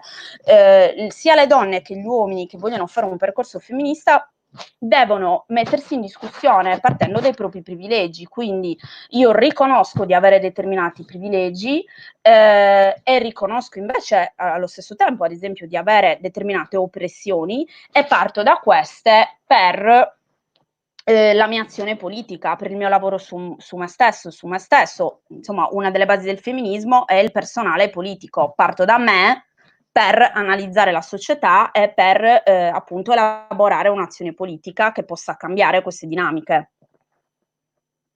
Grazie Benedetta, sei stata molto, molto chiara. C'è una nostra, una donna che ci segue che dice non solo i paesi capitalisti ma anche i paesi musulmani propongono sempre modelli maschilisti, ma perché è ovvio, cioè qui mi permetto di rispondere, è normale che sia così perché i paesi musulmani, cioè diciamo i paesi musulmani come i paesi occidentali, così cattolici, di matrice cattolica e così anche ebraica, provengono dalla stessa matrice che è quella religiosa, monoteista, patriarcale. Quindi è ovvio che quei modelli poi si riproducono anche in altre società più o meno capitaliste, però è vero che nel capitalismo c'è un rafforzamento di quanto si è detto, molto più forte, certo. Invece per quanto riguarda appunto il discorso delle, diciamo, del superamento dei privilegi, fra i privilegi io metterei anche l'abilità e la disabilità, perché anche quello è da superare, cioè io sono bianca, sono borghese, ho il lavoro e sono anche abile, quindi mi devo superare questo per capire chi non ha i miei stessi, non vive nella mia stessa condizione di privilegiato. Vorrei sentire ora le nostre partecipanti su un altro, ovviamente sempre correlato tema, uno appunto dei contenuti delle scatole cinesi di cui abbiamo parlato, diversità e normalità. Vorrei che ci interrogassimo se l'uso di questo termine oggi ha senso, cioè che cos'è la normalità e che cos'è la diversità e chi stabilisce cosa. Ripartiamo con Tiziana. Sì. Anche questa è una domanda abbastanza complessa. Intanto sì, cioè il punto è esattamente quello che dicevi tu, cioè chi stabilisce cosa. Dal punto di vista del sistema dominante è chiaro che che queste due questioni siano molto alla base di come il sistema è organizzato, cioè l'idea della normalità è qualcosa che richiama i termini di rettitudine, di regolarità, se vogliamo anche di consueto, abituale, di normale, cioè quello che noi crediamo sia conforme a una norma. Nel momento in cui si riesce a stabilire, grosso modo, qual è la norma, a quel punto è a quel punto che nasce la diversità, che però per il sistema non è semplicemente diversità fine, ma è una diversità escludente.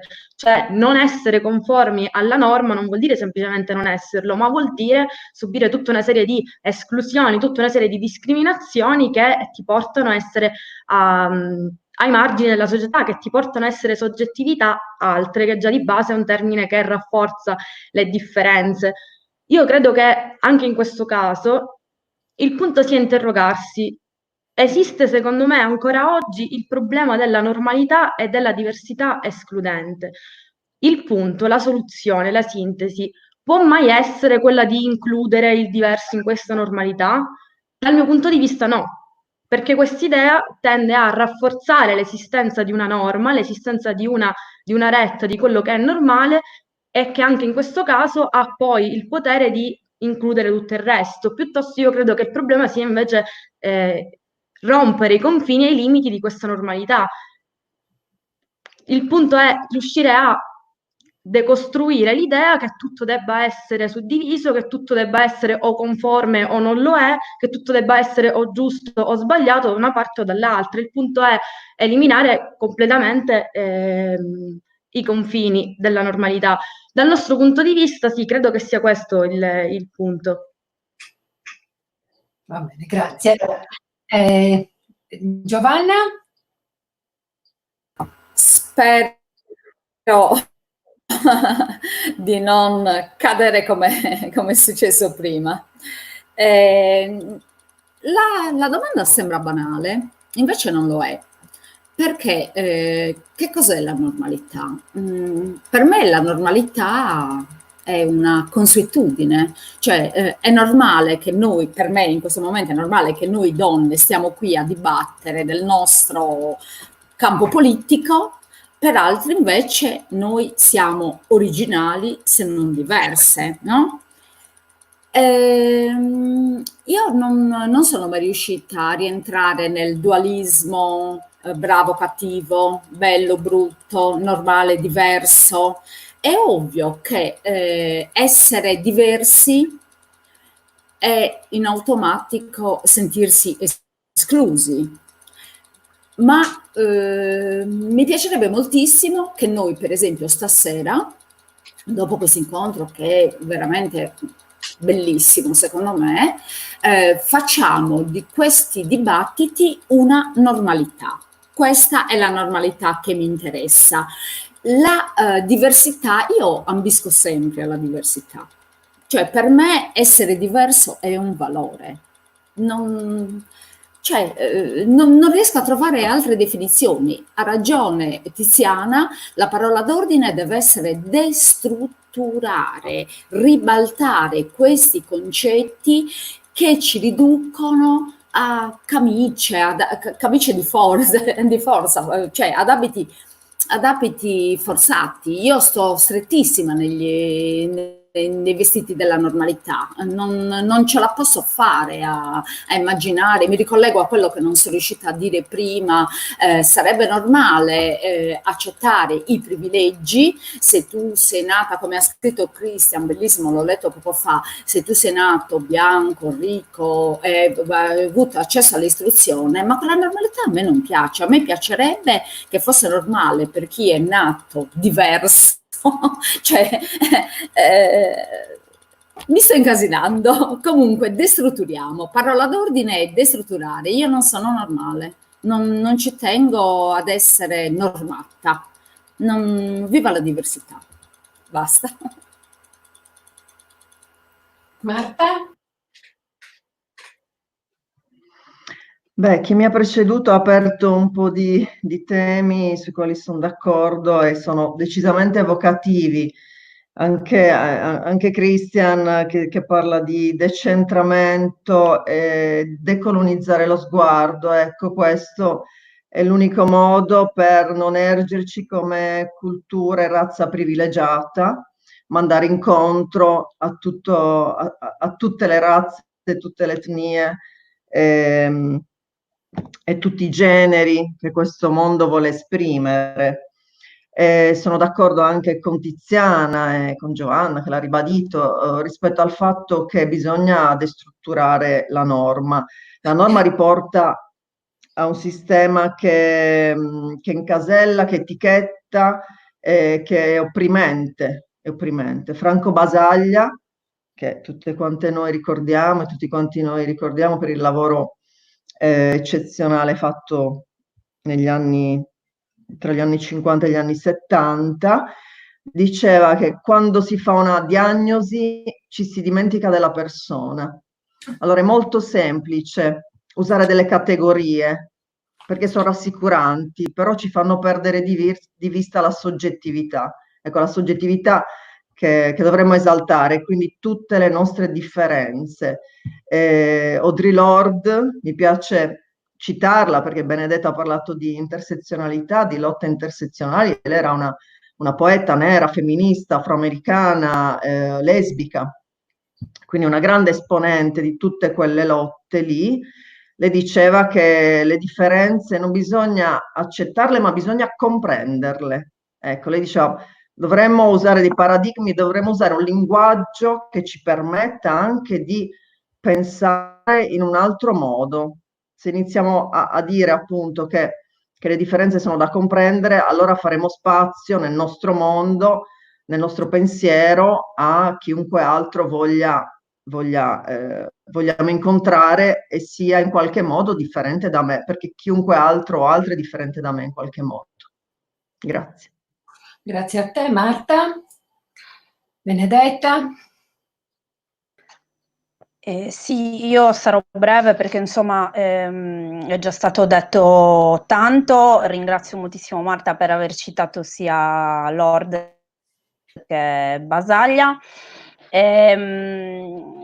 che sono assolutamente dei punti di riferimento in questo senso. Parlare di normalità per me è sbagliato. Io in genere quando uso ormai il concetto di normale lo uso sempre specificando che è tra virgolette, perché normale significa che si confà a una norma. E la norma è in genere una norma di potere, una norma opprimente che è stata stabilita perché è stata stabilita dall'alto. Quindi io sono normale se mi adeguo a quello che è stato stabilito dall'altro. È diverso e chi non si adegua, quindi chi è diverso viene appunto oppresso, viene escluso, viene isolato. Questo lo vediamo già anche senza fare grandi discorsi politici, lo possiamo vedere già anche solo nelle dinamiche del bullismo tra le bambine e i bambini. Chi è identificato come diverso rispetto alla norma del gruppo viene automaticamente bullizzato in vari modi o se non con aggressioni, con l'isolamento. Quindi questi concetti devono essere, come è stato ben detto, destrutturati. Preferisco parlare di differenze perché è anche molto sbagliato far finta che queste differenze non esistano. Spesso si sente anche questo, no? Ma gli uomini e le donne sono tutti uguali, le persone bianche e le persone nere sono tutti uguali. No, non siamo tutti uguali, purtroppo non è così. Nella nostra società le differenze sono gigantesche. Non partiamo tutti dallo stesso punto proprio per il discorso di privilegi e oppressioni di cui parlavamo. Quindi le differenze ci sono, lo diceva bene anche appunto Audre Lorde, le differenze ci sono, non possiamo fare finta che non ci siano. Anche all'interno del femminismo si è parlato appunto molto di questo grazie alle femministe afroamericane a partire dagli anni '80, quindi proprio il concetto che le donne non sono tutte uguali solo per il fatto che sono donne, proprio perché ci sono differenze di classe, differenze legate al razzismo, legate a 1000 altri fattori. Quindi le differenze esistono e devono essere legittimate, ed è anche molto sbagliato, come è stato anche già detto, parlare di inclusività, perché quando questo termine, che secondo me ora è molto abusato, inclusività cosa vuol dire? Che io, che sono nel gruppo maggioritario, ho il potere di includere chi non ne fa parte. Quindi si tratta sempre comunque di una dinamica di potere in cui viene concesso a determinate soggettività di essere riconosciute e quindi vengono incluse. È molto, io mi rifaccio sempre all'intersezionalità perché penso che sia la chiave di lettura migliore per la complessità del mondo in cui viviamo, della società in cui viviamo. Preferisco parlare di intersezionalità piuttosto che di inclusività, perché l'intersezionalità ci dice proprio che dobbiamo tenere presenti queste connessioni, queste intersezioni, questa rete di oppressioni, di privilegi, per capire qual è la nostra posizione all'interno della società e partire da quella per ascoltare le altre soggettività. Se io includo, non è che includo perché una soggettività, una realtà si è adeguata alla norma, ma io ascolto la voce che magari è minoritaria, che magari è sempre stata invisibilizzata. Tu hai parlato delle persone disabili, ad esempio, che sono sempre invisibilizzate, le persone trans sono sempre invisibilizzate e così molte altre soggettività. E quindi l'intersezionalità cosa ci dice? Riconosciamo la nostra posizione, ma riconosciamo anche quella delle altre soggettività. Quindi l'ascolto diretto, io non posso dal mio piedistallo dire cosa deve fare qualcun altro o qualcun'altra, ma ascolto per venire incontro ai bisogni di chi vive determinati problemi sulla propria pelle. Questo per me ha un senso da un punto di vista politico, l'inclusività lo ha molto meno. Grazie Benedetta, sei stata Benedetta come ultimo intervento appunto su questo tema. Vorrei dire che io francamente non ho mai creduto al discorso della normalità, cioè di normare necessariamente e poi appunto chi detta le norme, bisognerebbe andare a vedere appunto chi le detta. Io credo che la normalità, fra virgolette, sia quella che è formata da tutte le diversità, fra virgolette, che fanno parte del nostro quotidiano, senza appunto vedere queste distinzioni, perché solo se lo sguardo va oltre e inizia a capire che una società, un gruppo, una comunità è fatta di persone e che necessariamente siamo tutte diverse, perché siamo tutti diversi e quindi la normalità è data dalle diversità, che unite assieme formano una normalità, ma che è in divenire, non è statica, non è normata da leggi e quant'altro, è in evoluzione, è in movimento. Vorrei passare ora a un tema un po' più forte forse, perché comunque è quello che ci ha abbastanza scossi in questo ultimo periodo, è il ruolo dei media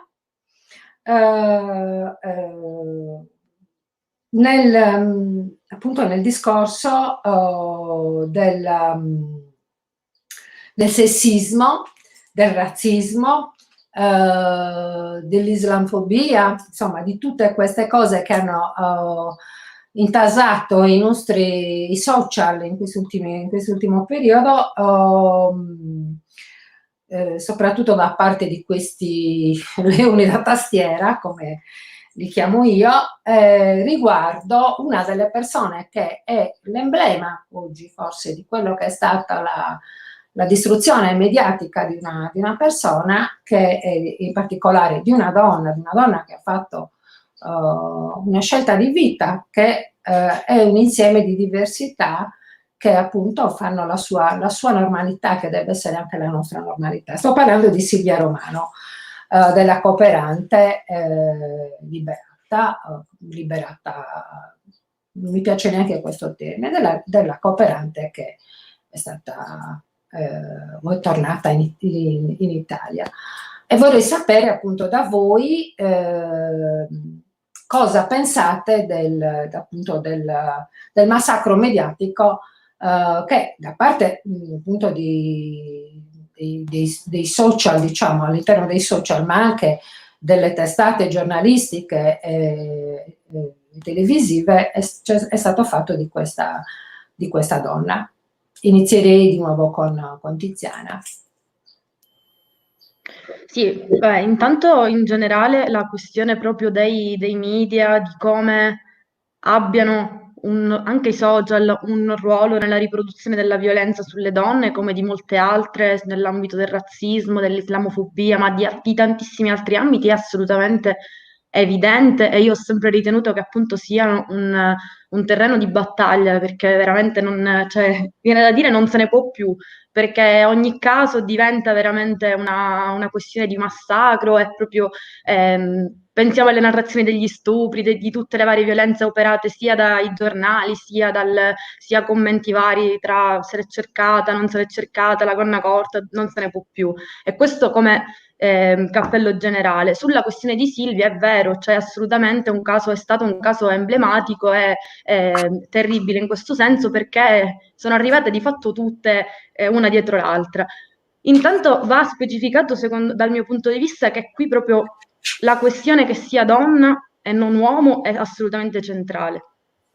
Questo ne sono profondamente convinta, anche rispetto alle accuse, tra virgolette, che le sono state poste, una su tutte, quella di essere rimasta incinta, come se questa cosa ha girato tantissimo, e non è un caso che sia una donna, e che quindi una delle forme di attacco è che possa aver avuto atti sessuali in un momento di detenzione e che addirittura sia rimasta incinta, e quindi questa cosa è strettamente legata al genere dal mio punto di vista. E poi secondo me si collega a quello che dicevamo prima, cioè l'idea che questa donna, che possa essersi convertita all'Islam, che possa aver fatto le sue scelte, è come se cioè in realtà va dal punto di vista occidentale in contraddizione con il canone di donna che noi riteniamo sia quella perfetta, migliore, quindi non solo bianca ma anche colta, padrona del proprio corpo, che si faccia rispettare, che sia soprattutto abbia un livello di consapevolezza di se stessa e del proprio corpo che non la porterebbe mai a fare scelte che invece la conducono a regredire, perché di sicuro la cultura musulmana è vista dal punto di vista occidentale come qualcosa di più basso. Regredire a quel modello di donna vuol dire rifiutare il proprio e in un certo senso abbassarsi, e secondo me questa cosa non è semplicemente una questione da tastiera, ma è proprio insita nella nostra visione, e mi permetto di dire anche molto spesso è una questione che esiste anche all'interno del femminismo. Molto spesso il femminismo riproduce questa visione, quest'idea che esiste una donna perfetta, un modello di donna emancipata che è quella appunto occidentale, e che invece tutte le altre forme di autodeterminazione, di emancipazione siano basse. Al massimo sono le donne bianche occidentali che possono dare precetti e insegnamenti alle altre, e questa cosa si è vista tantissimo sulla questione ad esempio del velo, su tantissime altre questioni, cioè l'idea che esista un modello di emancipazione che è quello nostro, quello occidentale, e che chi non lo rispetta non si sta emancipando, che esista la nostra cultura che è meno discriminatoria rispetto alle donne, e quella musulmana che lo sia di più. E questa cosa appunto ha influenzato molto il sessismo, e fa capire quanto è radicata, quanto è problematica, se vogliamo. E io credo che proprio il punto sia spostarsi completamente da questa visione, che il problema non sia includere, ma che sia quello che diceva anche la compagna prima, cioè l'idea dell'intersezionalità, dell'autodeterminazione, cioè l'idea che ogni donna all'interno del proprio territorio viva le proprie costrizioni, viva un tipo di sfruttamento particolare, e che costruisca la via per l'emancipazione da sola. Silvia Romano, se fa una scelta di vita, anche quella una forma di autodeterminazione che non può essere criticata e giudicata con la lente occidentale, perché è assolutamente una cosa terribile che non è possibile accettare. Grazie Tiziana. stata molto, molto chiara. Giovanna?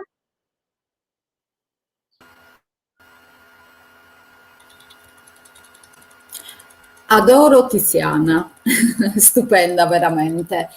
Allora, la questione di Silvia Romano mi ha lasciato di stucco, perché ho seguito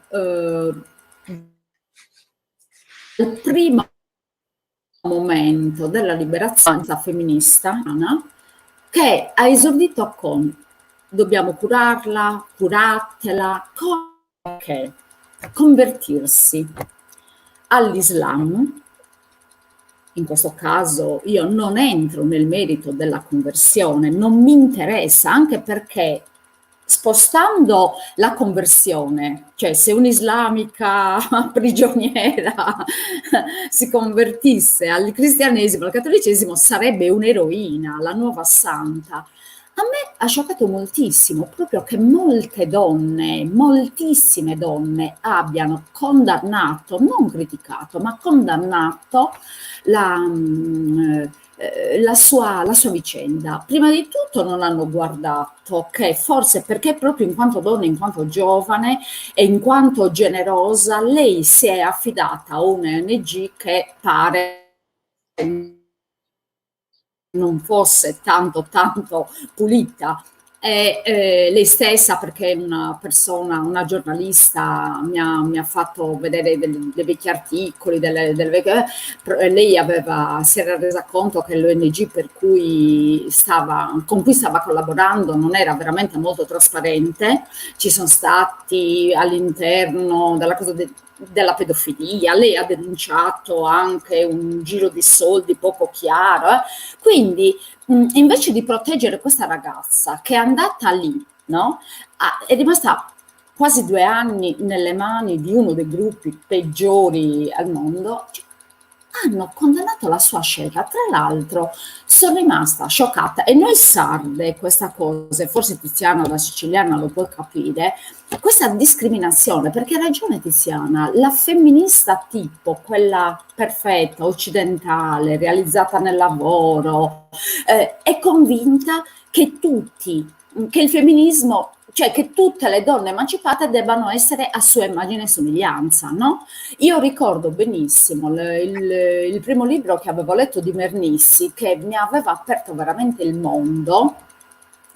Il burqa delle donne occidentali è la taglia 42. Chi siamo noi per discutere su donne che autonomamente scelgono di praticare una religione e di assumerne anche, diciamo così, l'aspetto esteriore con un velo? Cioè le nostre suore, no? Le nostre suore non hanno un burqa, perché non sono criticabili? Anche la loro è una libera scelta, ma non è criticabile. Io questa cosa la trovo insopportabile, e trovo veramente insopportabile tutto quel maschilismo becero da moltissime, troppe donne, anche della mia città, nei suoi confronti. Cioè l'idea che questa ragazza sia andata lì per farsi scoprire, cioè non è che io sto dicendo, riporto dei commenti, per farsi scoppare da un negro, cioè cose veramente intollerabili.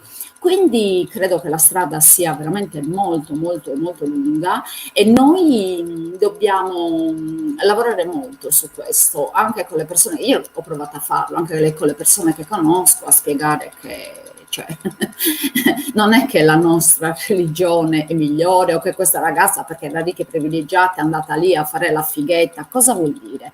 Ognuna di noi può essere libera di fare le proprie scelte, di non essere cannibalizzata, e di non essere cannibalizzata persino dal potere, perché è stato vergognoso vedere l'ostensione tipo Sindone di Silvia Romano da parte del primo ministro e del ministro degli esteri, e io questa cosa l'ho ritenuta veramente una delle forme peggiori di sessismo, perché se Silvia Romano fosse stato un maschio probabilmente l'avrebbero trattata in un modo diverso, con molta più cautela.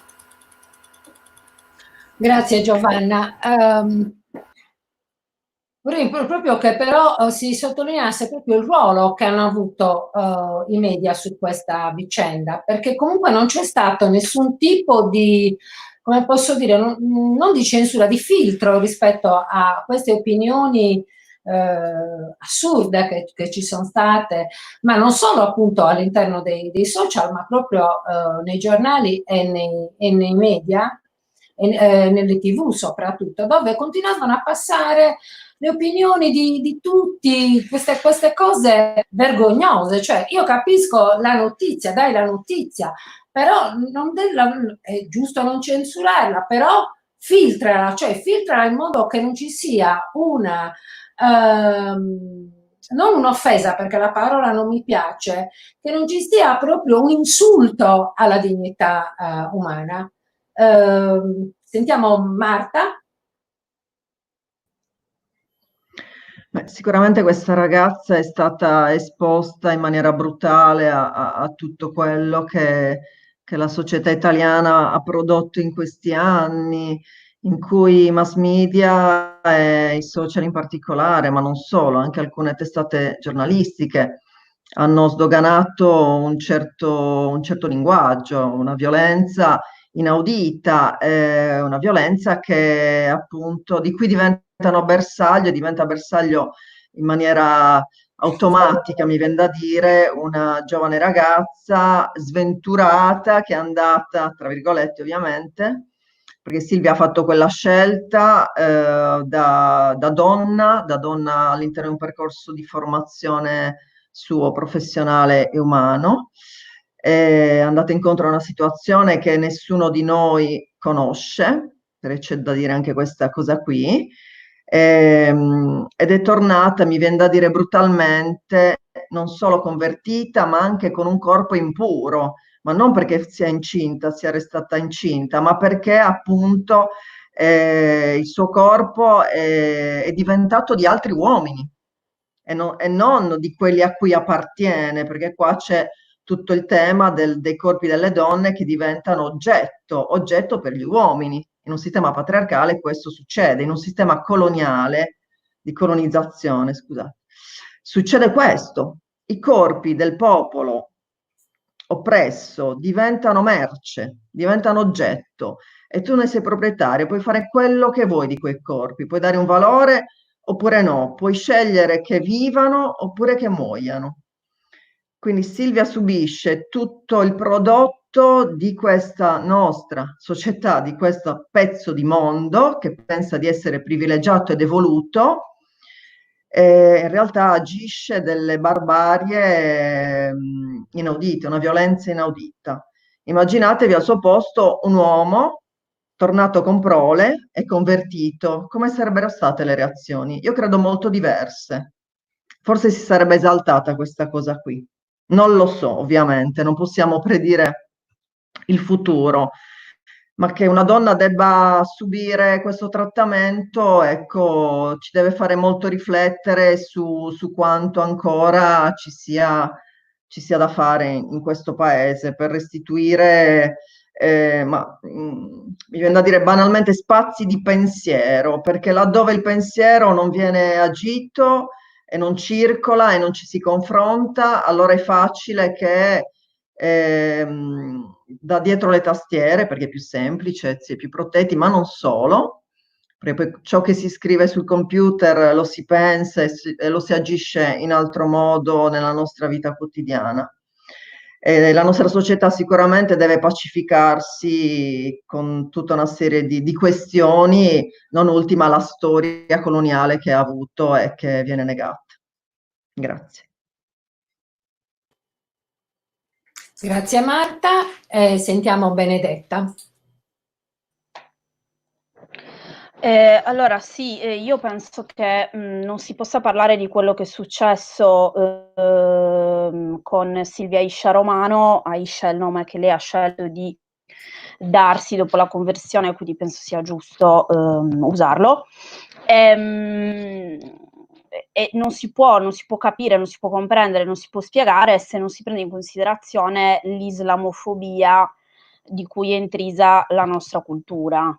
Per noi intendo una molto ampia e generalizzata cultura occidentale, perdonatemi per la semplificazione, ma per capirci, non sappiamo praticamente niente di Islam, se non quello che ci arriva dai giornali, dai politici, e quindi pensiamo in base a questo di sapere cose generalizzando in maniera incredibile, cioè la cultura musulmana è estremamente variegata, lo dico anche rimane musulmano.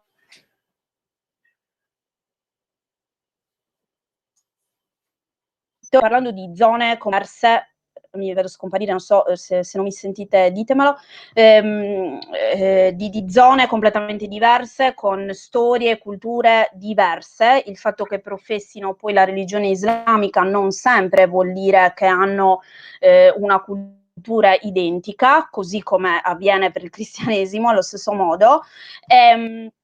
Quindi tutto quello che è successo a Silvia Romano è dovuto all'islamofobia. Noi parliamo e pensiamo l'Islam in maniera assolutamente stereotipata e in maniera assolutamente piena di luoghi comuni.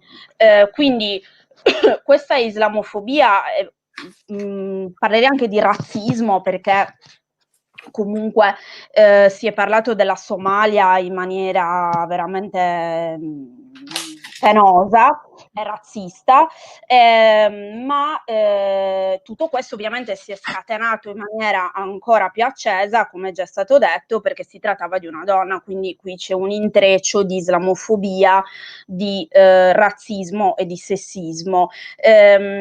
Ho visto anche qui nei commenti che si parla di sindrome di Stoccolma. Allora, la sindrome di Stoccolma è un disturbo che avviene ovviamente nei casi di sequestro, lo sappiamo, ma non sta a noi, non sta all'opinione pubblica giudicare le scelte personali di un individuo, che sia uomo o che sia donna.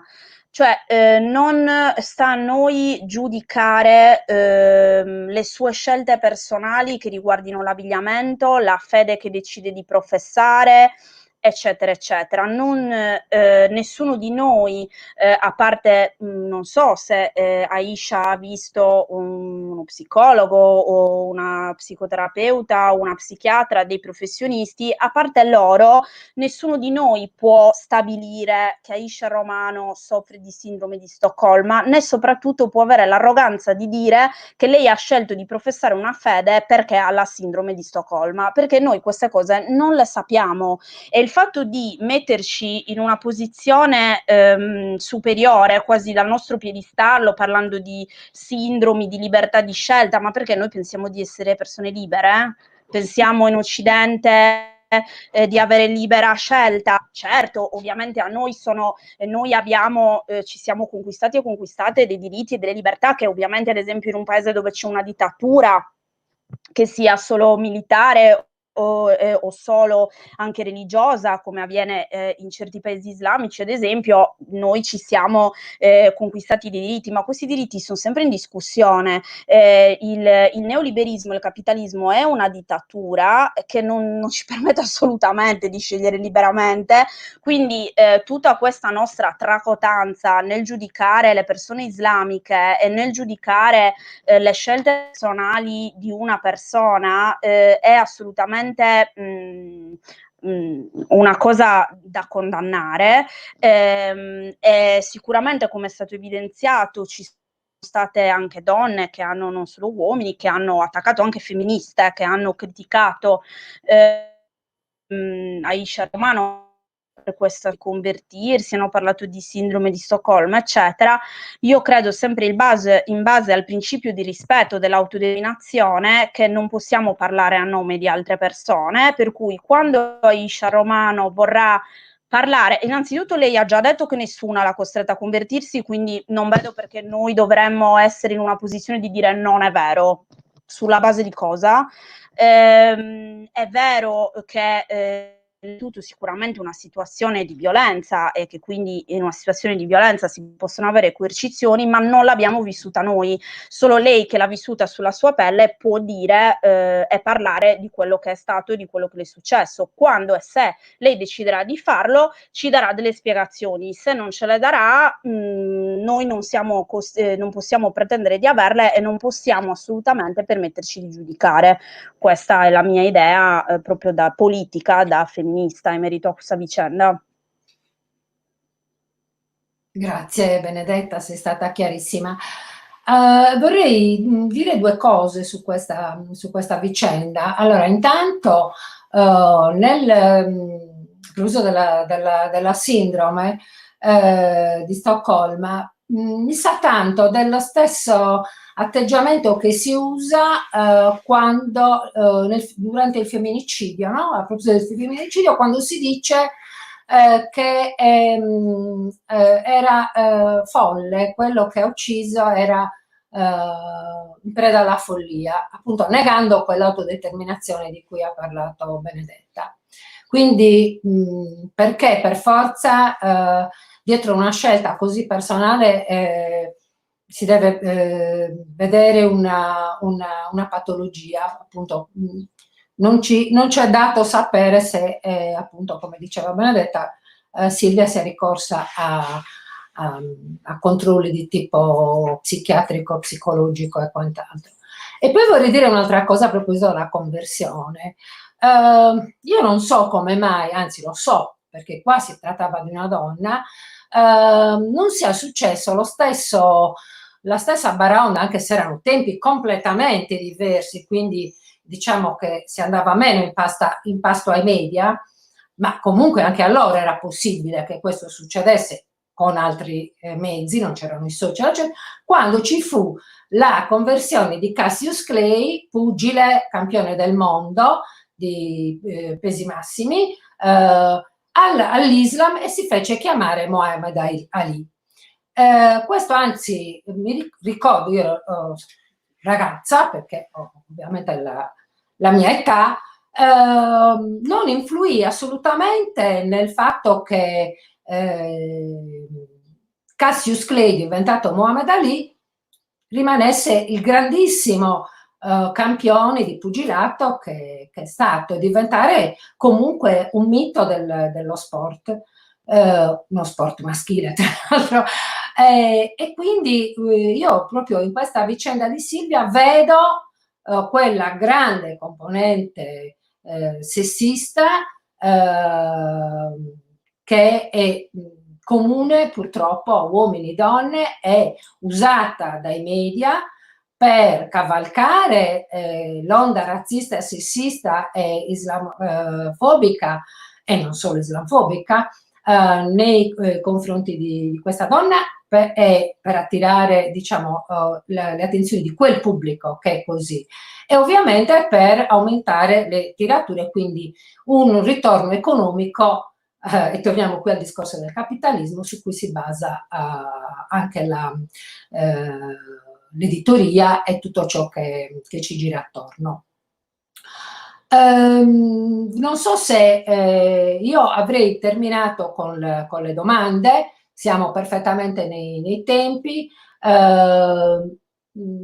avevamo preventivato un paio di ore, per cui vorrei che proprio in virtù di quello che abbiamo detto del nostro cerchio in cui ci siamo mosse e siamo state molto bene, tra l'altro, per quanto mi riguarda, ritornassimo tutte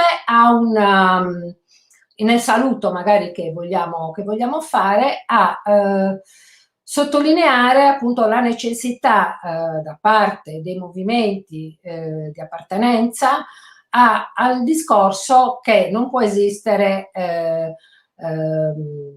autodeterminazione di un popolo se non passa attraverso anche il femminismo e il riconoscimento, come dicevamo prima, di quelle diversità che devono diventare normalità, che sono, no? Cioè per noi lo sono già, che per queste persone devono diventare invece normalità, cioè un discorso paritario all'interno della gestione della politica. Vorrei sentire di nuovo un giro veloce di un minuto, un saluto di un minuto da parte di tutte.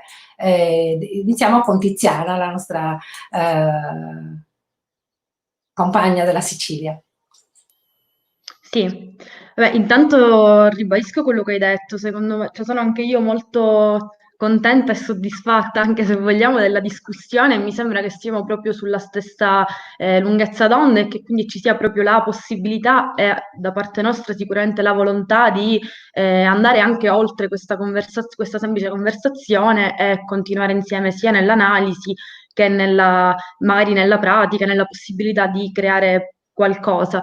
Io penso proprio che il punto sia un po' anche quello di partenza, cioè la questione dell'analisi su come si legano la questione dell'autodeterminazione dei corpi, delle donne e poi in generale del territorio, anche dal nostro punto di vista e quindi dell'analisi, è uno stato embrionale, è ancora all'inizio, c'è ancora molto da approfondire, però appunto io ci tengo molto a ribadire il fatto che sia una questione di necessità e che sia proprio un'esigenza, cioè non si può immaginare un'indipendenza del territorio senza quello della donna, ma anche viceversa, cioè l'indipendenza della donna, la donna non sarà mai emancipata fin quanto continuerà a muoversi e a vivere in un contesto che non è liberato, ma che anzi dipende dal capitalismo e dallo Stato in quanto organismo che ne garantisce l'esistenza. E quindi secondo me il punto è proprio che si rimandano a vicenda. Non esiste l'una senza l'altra e viceversa, quindi nel momento in cui si libera un territorio, quella lotta deve anche essere femminista, se no non lo è, non è di liberazione. Grazie Tiziana, sei stata chiarissima e bellissima. Giovanna? Allora, io mi prendo più di un minuto perché ci tengo a sottolineare una cosa. Riguardo Mohammed Ali, non è vero che non ha avuto nessun problema, ne ha avuto moltissimi. Io mi sono abbastanza documentata quando ero molto giovane e ti posso dire che lì ha avuto dei casini, magari non era sequestrato, ma è stato abbastanza, diciamo, catechizzato dai ricchi colonizzatori americani. Riguardo il futuro, diciamo così, io ci tengo a dire due cose. In questo periodo, che io ho sofferto moltissimo, non tanto per la clausura, ma proprio per questo modo di sopraffarci con questo pensiero unico dominante, con questi diktat paternalisti, se non fate da bravi chiudiamo tutto di nuovo, e le pubblicità che vedono le donne in smart working, termine che aborro, donne che lavorano da casa e palleggiano con i bambini, cioè siamo regrediti in 70 giorni in un modo bestiale, però per fortuna in questi giorni con il gruppo di cui faccio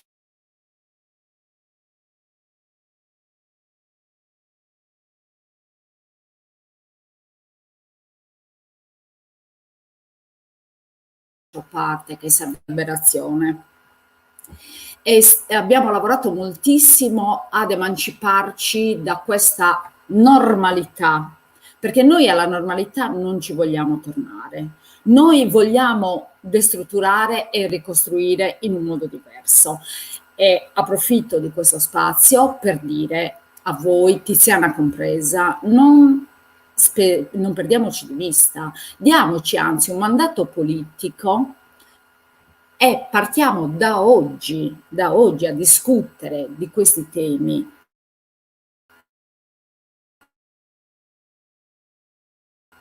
Fra femministi lottiamo, con cui elaboriamo politicamente, progettiamo, perché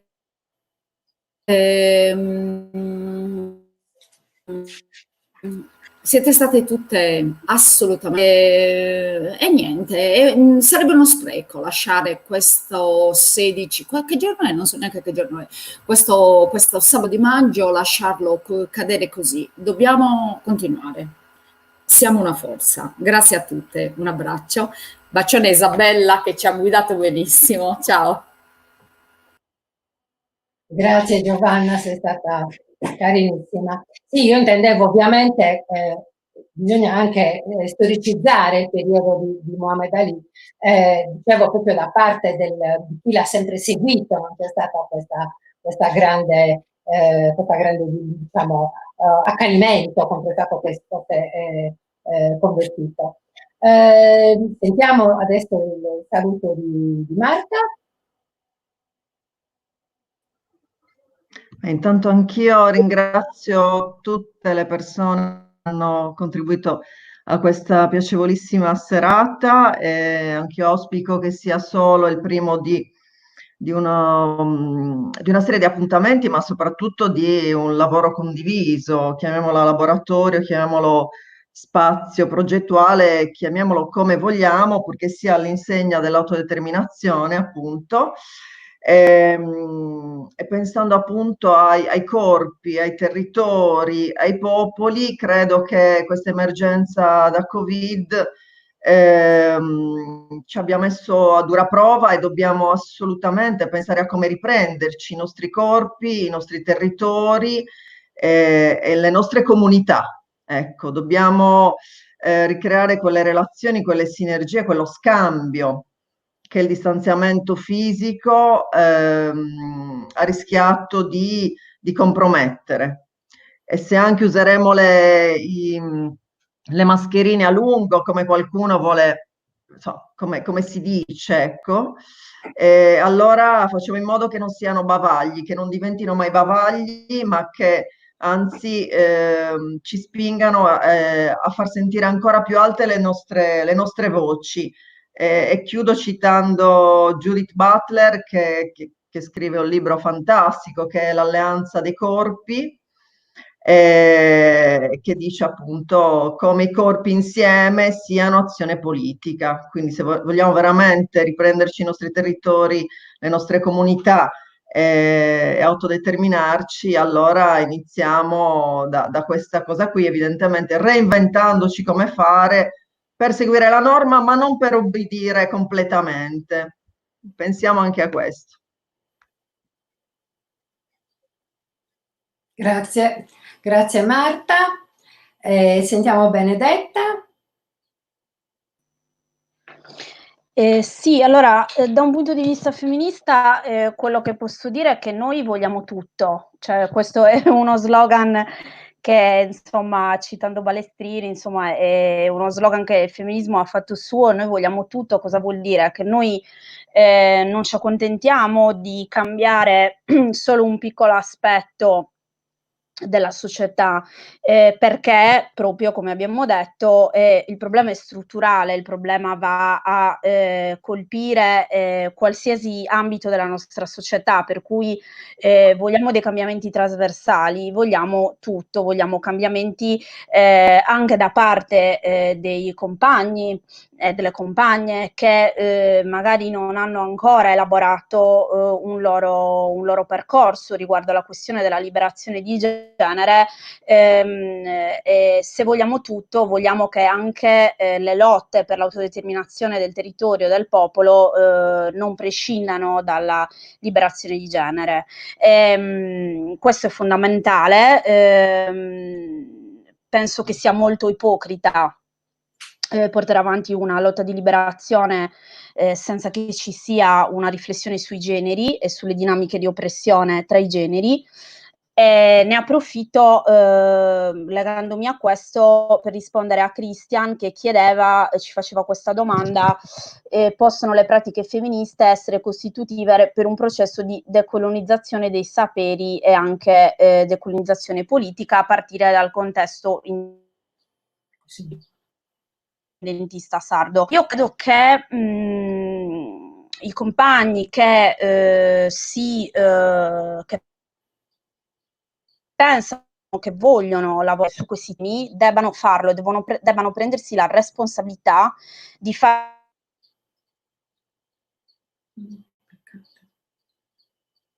percorso per uscire a delle piste che può aiutare a fare questo, sicuramente l'autocoscienza, che è una parola che non si usa più da molto, ma che va appunto a identificare un percorso di condivisione che è nato separatista, di fronte al separatismo spesso gli uomini, ma non solo gli uomini, insomma un po' si seccano, si sentono esclusi. In realtà il separatismo è una pratica femminista che è stata ripresa da qualsiasi gruppo che si occupa di giustizia sociale, qualsiasi gruppo oppresso. Un migrante che si riunisce solo tra persone che fanno parte di quella comunità migrante è una pratica separatista.